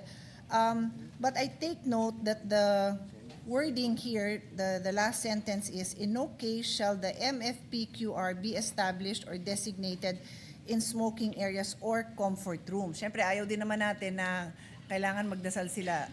Pwede naman magdasal kahit saan. Pero sana naman we can designate nga naman a separate area from the comfort room. I agree with that. I have no problem with that, Mr. President. However, during the period of interpellation, this representation had asked for clarification, as I do not know the Muslim practice, and I'm happy to be corrected, but I understand that ablution area is particular to the Muslim practice. And I asked His Honor, the sponsor, ito bang establishment of this area, because it includes washing facilities, does this have to be separate from the restroom? And His Honor said no. In fact, in practice, talagang basta yung restroom facilities have an area that is convenient to wash their feet, it is absolutely acceptable to be in the restroom. Is that correct? Did I understand that interpellation correctly? Maraming salamat po sa pag-clarify, Madam Senator. Ang katunayan po niyan, mas nanaisin po namin na wala ito sa comfort room at separated, pero case-to-case basis po, alam naman po natin na hindi po tayo ganun kayaman na bansa at hindi po natin pwedeng pilitin ng kahit na sino na magpagawa po sa amin ng wash area ang sarili. Pwede po ito. Nagiging pwede po na nandoon na rin po sa loob ng CR. Opo. Okay, kasi yun po ang sinabi nyo ng interpellation na pwede. Kaya yun ho ang nililiwanag ko at I accept His Honor's explanation now na ideally hindi doon pero there really will be times where hindi naman makapag-provide ng separate outside of the comfort room. Therefore, if His Honor is accepting that as a reality, then we would like to amend that last line after the period, after comfort room period, our proposal is to insert a colon and then followed by provided that the ablution area may be located in comfort rooms adjacent to or in close proximity with the MFPQR. We submit, Mr. President. What does the sponsor say? Napakaganda po. I accept po. Thank you po. Thank you. Maraming salamat po. So after the word rooms, Sir Pia, nabanggit na raw sa letter E. Yung Sa E? ablution area for cleansing and preparatory practices, that is gender. So, and within close. Okay na rin yun. Okay, And within but close yes, no, I proximity see to it. the I see MF. it. Yeah. The concern here is to amend the last sentence which says, in no case shall the MFPQR be established or designated in smoking areas or comfort room. Ablution area.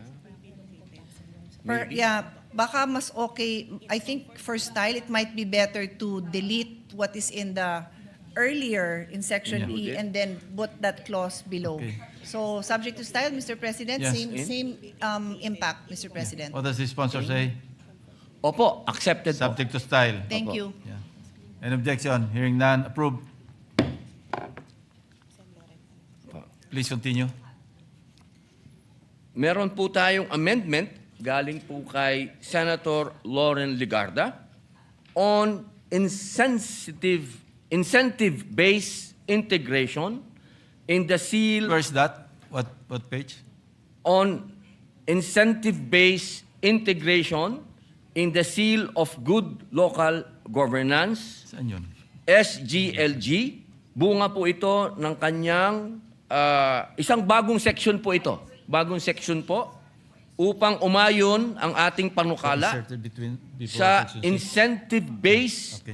na balangkas ng seal of good local governance kung saan ang pagtatatag ng MFPQR ay hindi sapilitan, kundi gumagalang sa autonomiya ng mga lokal na pamahalaan at kinikilala ang voluntaryong mga hakbang tungo sa inclusivity.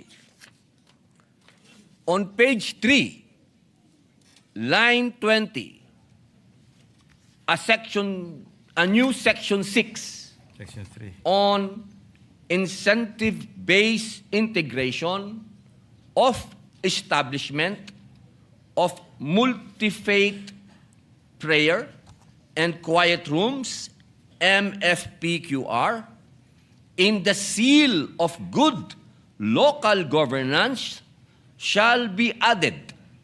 The proposed provision will read as follows. Section 6. Incentive-based integration in the seal of good local governance, the Department of the Interior and Local Government, DILG, shall integrate the voluntary establishment and maintenance of a MFPQR by local government units, LGUs, as a non-obligatory criteria, indicator, under the seal of good local governance, SGLG, or its successor assessment framework. Compliance with this indicator shall not be mandatory, and non-compliance shall neither disqualify nor demerit an LGU from obtaining or retaining the seal. However, LGUs that voluntarily establish and maintain MFPQRs in accordance with this Act and its implementing rules and regulations shall be awarded additional incentive points, merits, or other equivalent recognitions or scoring credits as may be determined by the DILG in the design and implementation of the SGLG or its successor assessment framework.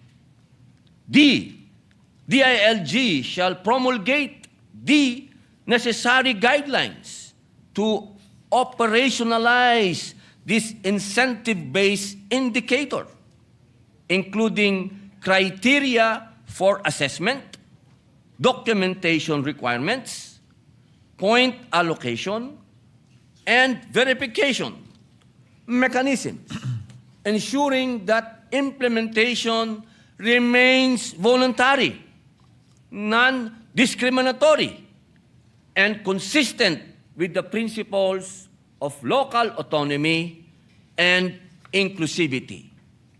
The succeeding sections shall be renumbered accordingly. I so move, Mr. President. An objection? Hearing none, approved. Senator Lauren Legarda amendment on Local Government Support Fund. Muli po, bunga po ito ng mungkahi ni Senadora Lauren Legarda. Isang bagong seksyon po uli upang isama sa MFPQR sa listahan ng mga kwalipikadong proyekto sa ilalim ng Local Government Support Fund upang ang mga lokal na pamahalaan ay mabigyan ng malinaw na batayan sa pagpopondo sakaling piliin nilang magtatag ng mga pasilidad na ito nang hindi lumikha ng anumang obligasyon na gawin ito. Ang pagsasailalim din nito sa mga alituntunin ng DBM ay nagpapanatili ng wastong fiscal oversight at tinitiyak ang pagsunod sa mga budgeting at fund utilization standards. On page 4, line 1, a new section 7 on Local Government Support Fund, LGSF, shall be added. The proposed provision will read as follows. Section 7, Local Government Support Fund eligibility. The Department of Budget and Management, DBM, shall include the establishment, construction, retrofitting, or improvement of MFPQRs in the menu of eligible projects that may be financed under the Local Government Support Fund, LGSF, subject to the rules, guidelines, and policies issued by the DBM on budgeting, programming, prioritization, and fund utilization. The subsequent sections shall be adjusted and renumbered accordingly. I so move, Mr. President. An objection? Hearing none, approved.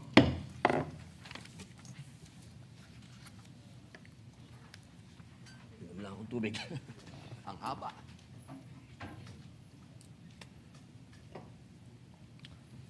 On Section 6, voluntary compliance, bunga muli po ng interpelasyon ni Senadora Pia Cayetano at upang maging mas alinsunod sa diwa ng panukala na pagiging bukas sa anumang relihiyon at hindi magkaroon ng anumang bahid ng pagkiling sa isang relihiyon, ilang mga amyenda po sa Section 6. On page 3, line 21, after the acronym MFPQRs, delete and replace the word compliant with the phrase in accordance.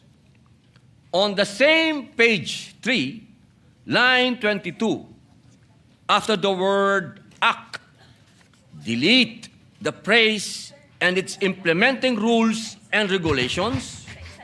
Then, on the Excuse me, same line... Senator Padilla, Opo. isa-isahin mo lang. Apo. Sorry po. Walang lamsam. Apo. I so move, Mr. President. In objection, hearing none, approved.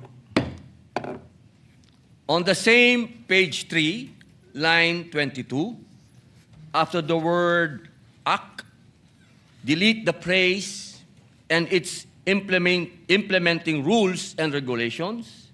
Then, on the same line 22, replace the word Muslim with multifaith. I so move, Mr. President. In objection, hearing none, approved. On the same page 3, line 24, after the word by, delete the phrase pertinent and. I so move, Mr. President. In objection, hearing none, approved. On the same page 3, line 26, after the word in, delete and replace the acronym DOT with the phrase the Department of Tourism. I so move, Mr. President. In objection, hearing none, approved. Mula naman po kay Senator Loren Legarda, on the same page 3, line 27, add a new paragraph. B. The proposed paragraph B will read as follows. B. The Department of Trade and Industry, DTI, in coordination with the Department of the Interior and Local Government, DILG, shall establish a voluntary recognition program to encourage the establishment and maintenance of MFPQRs in private public-facing establishments.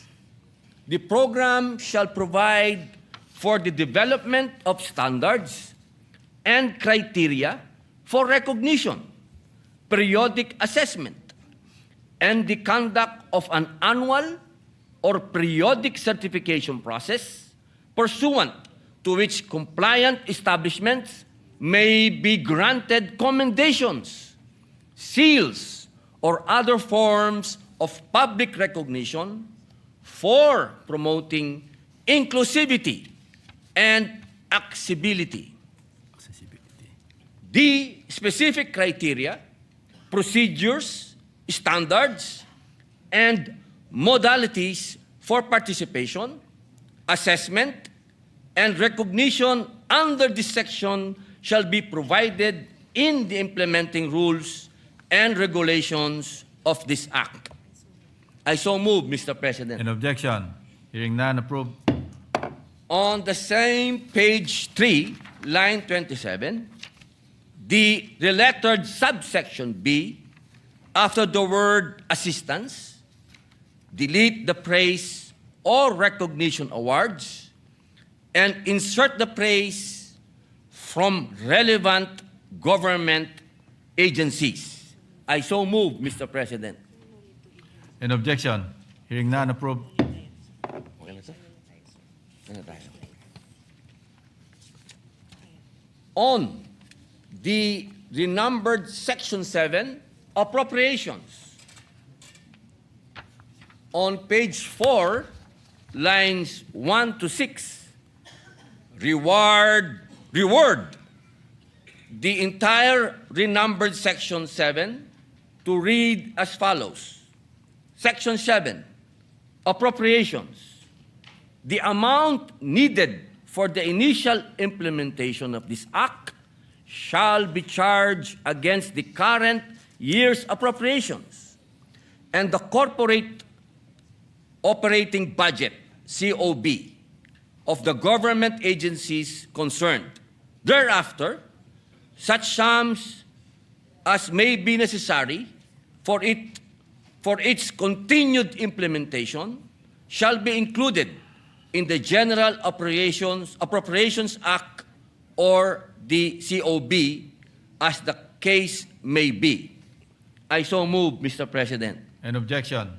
Hearing none, approved.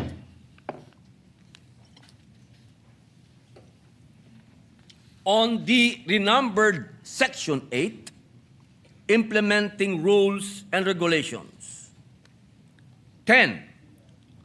On page 4, line 7, after the word commission and a comma, insert the phrase and the Department of Trade and Industry, and a comma. Then on line 8, before the second word department, insert the word D.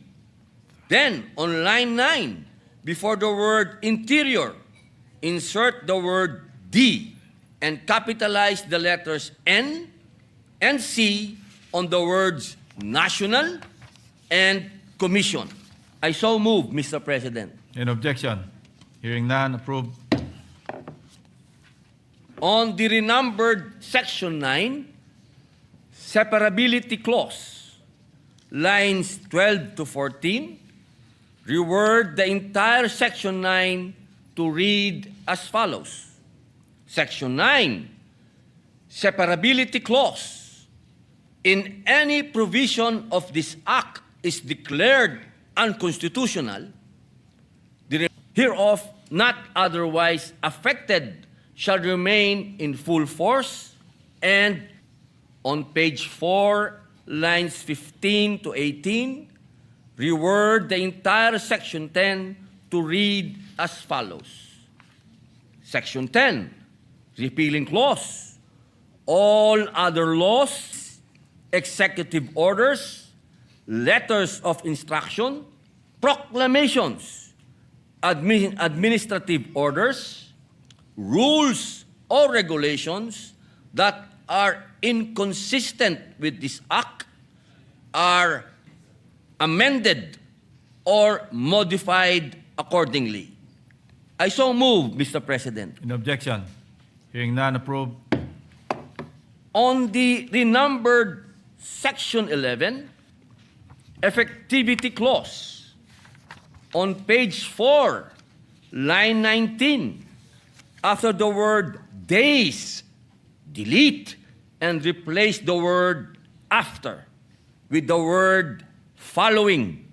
Then on line 20, the words official gazette should be italicized.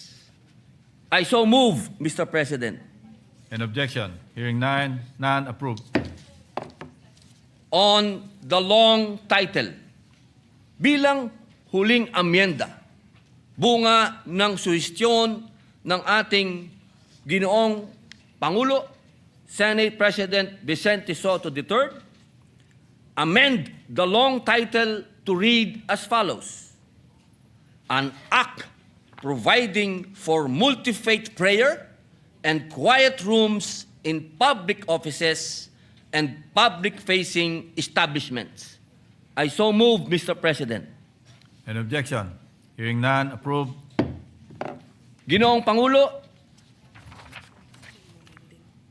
ako po ay buong pusong nagpapasalamat kay Senator Mark Villar, Senator Raffy Tulfo, Senator Erwin Tulfo, Senadora Pia Cayetano, Senador Joel Villanueva, Senadora Loren Ligarda, sa atin pong pinunong mayorya Ginoong Samurai Mig Zubiri.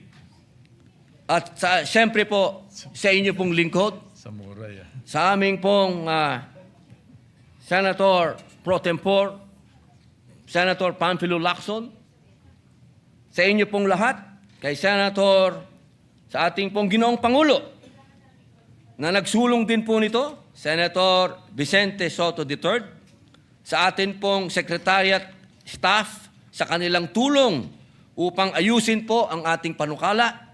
Maraming salamat po sa inyo. Wala na po akong susunod na amyenda. Mabuhay po. Thank you. Majority Leader.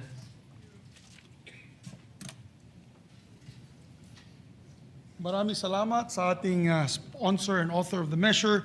With that, Mr. President, I move to close the period of amendments. Any objection? Hearing none. There being no amendments, Mr. President, move to close the period of amendments. Any objection? Motion is approved.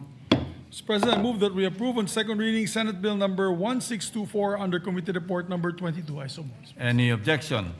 Hearing none. Motion is approved. Thank you, Mr. President. Congratulations are in order to both Senator Pangilinan and Senator Padilla for their bills today. Thank you, Majority Leader, Senate President. May I ask for a minute suspension, Mr. President. Session is suspended.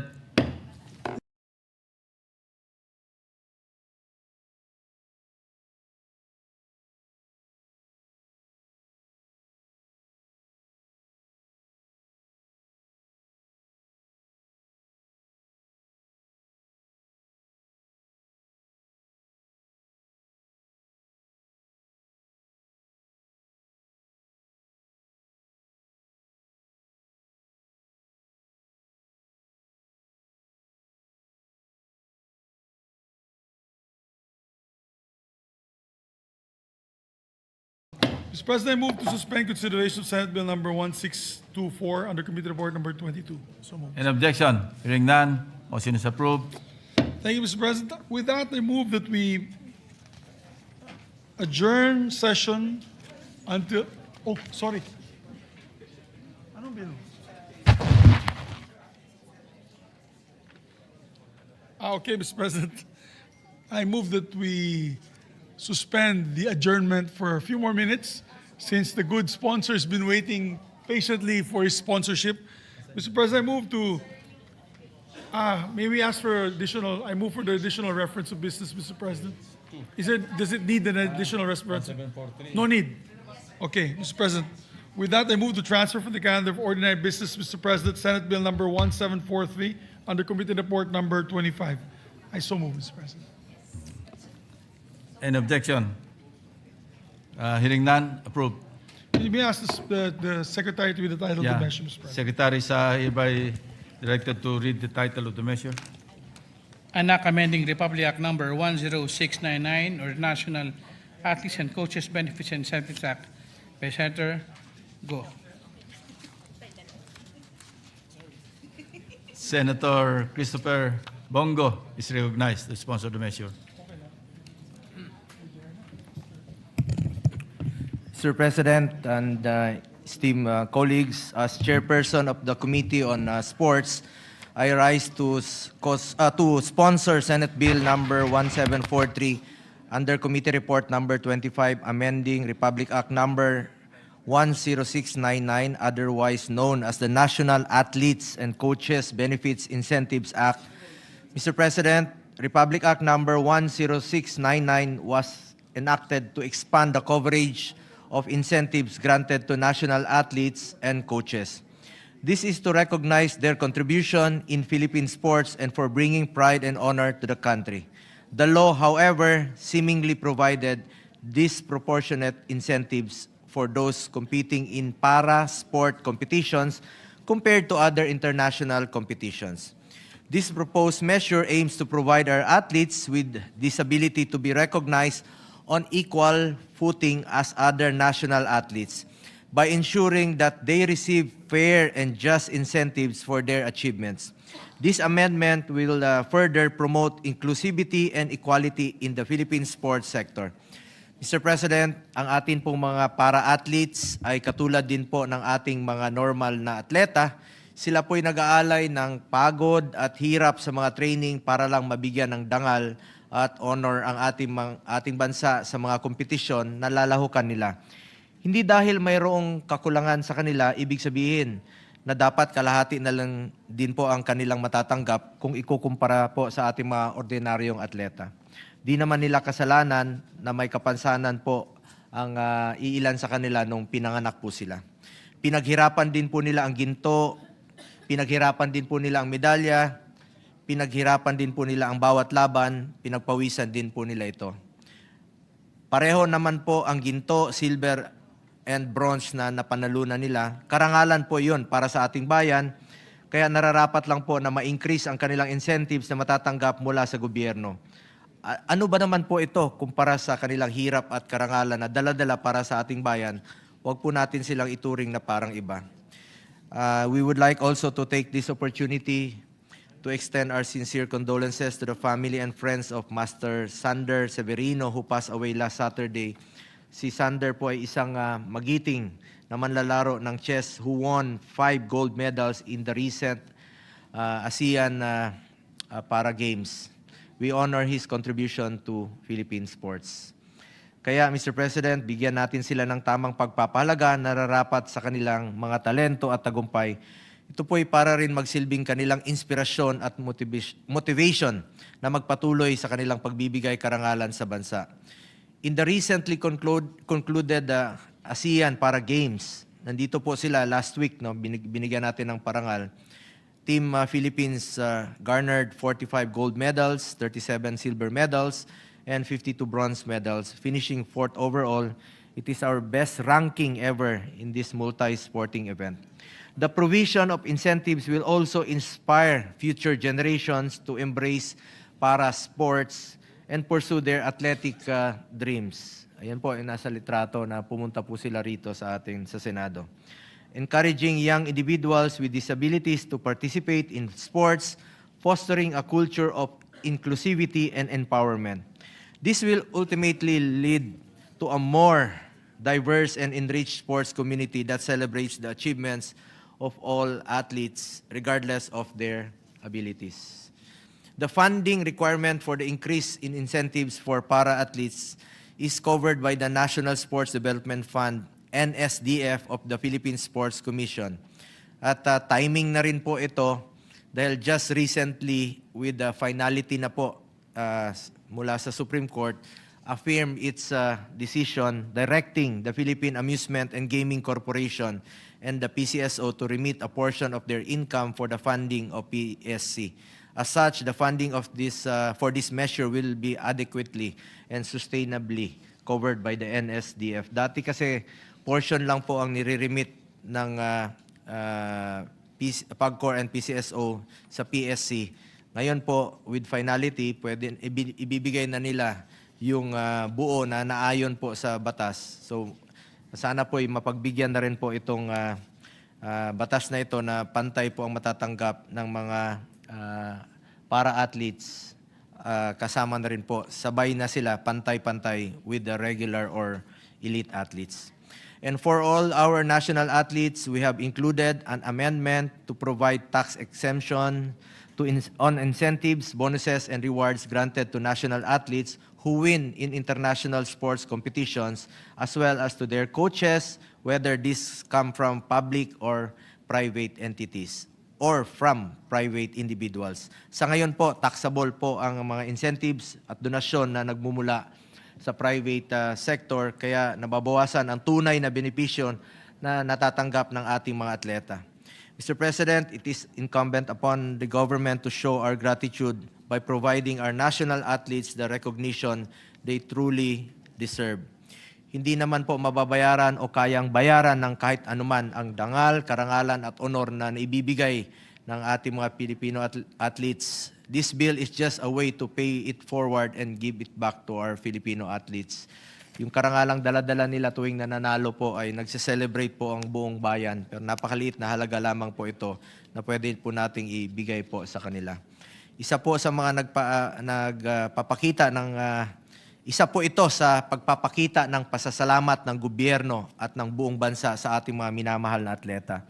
We thank our colleagues who have also authored this measure, Senator Pia Cayetano, Senator Jingo Estrada, Senator Rafi Tulfo. I also understand that Senator Joel Villanueva, Senator Kiko Pangilinan, and Senator Camille Villar also signified their intention to co-author this bill.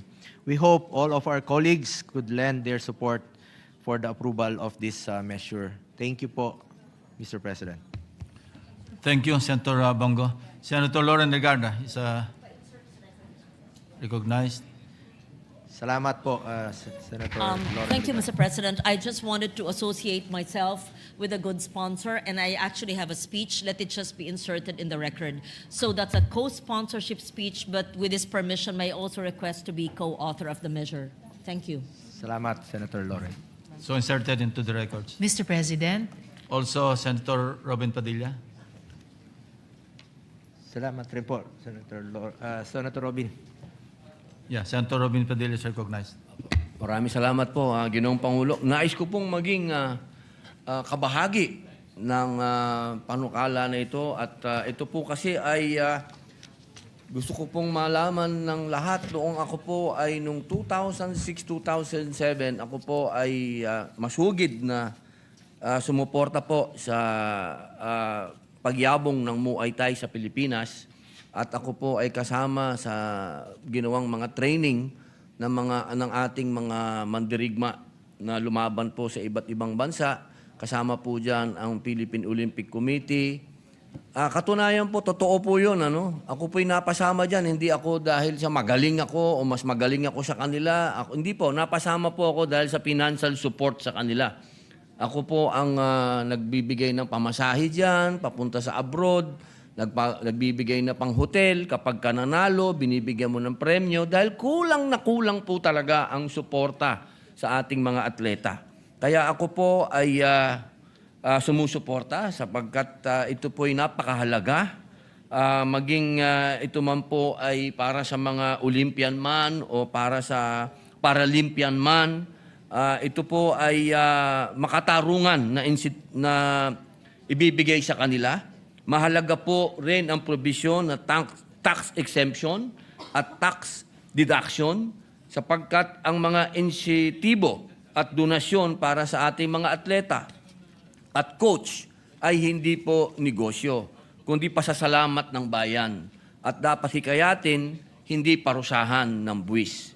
Ginoong Tagapangulo, ang lakas ng bansa ay nasusukat sa kung papaano ito inaalagaan ang mga handang lumaban para sa watawat.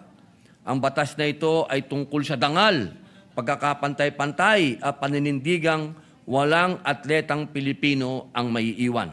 Ako po ay buong pusong sumasaludo sa inyo, Senator Bongo, at sa lahat po ng senador na nagsusulong nito. Maraming salamat po, Ginoong Pangulo. Senator Robin Padilla. Salamat, Senator Robin, sa suporta mo sa Senate Bill 1743 at sa mga kasamahan natin dito. And of course, sana suportahan rin po ito ng Presidente ng ARNIS. Mr. President, Majority Leader.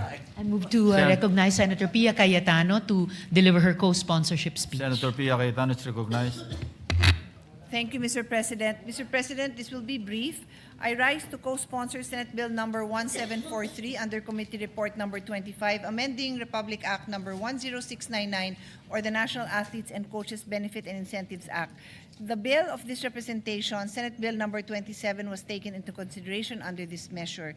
Mr. President, as an author of the original law, RA number 10699, National Athletes and Coaches Benefit and Incentive Act, I had the privilege of working alongside our Senate President, Tito Soto, and our former colleague, now Secretary Sani Angara. Together, we built a foundation that finally gives our athletes the recognition that they deserve.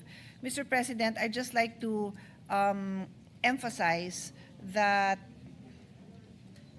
under the bill that we have filed, which now forms part of this measure, Mr. President, our objective here is to recognize the support given by the private sector and all the awards that are received by our national athletes. Currently, they are charged 6%, Mr. President, and it is our humble view that these awards that they get, we would be able to remove these we would be able to give them the full benefit of these rewards, Mr. President, because not only is this hard work not only is this a product of their hard work and sacrifice, but really, Mr. President, they have brought so much pride to our country, and for the many years that it is required of them to train to get to the level that they would even obtain an award, the least we can do, Mr. President, is show them our gratitude and consider the passing of this measure, Mr. President, by removing the 6% donors tax. So we will be supporting this measure full force, and we hope that our colleagues would also be supporting this. Thank you, Mr. President. Thank you, Senator Cayetano. Majority Leader. Mr. President, the following would also like to insert for the record their co-sponsorship speeches of Senate Bill 1743. Senators Mark Villar, Joel Villanueva, and Jingoy Estrada. Mr. Kindly President. include the presiding officer. Thank you. Mr. President? Kindly include the presiding officer. And the presiding officer, Senate President Pro Tempore Ping Lacson, Mr. President. Yes.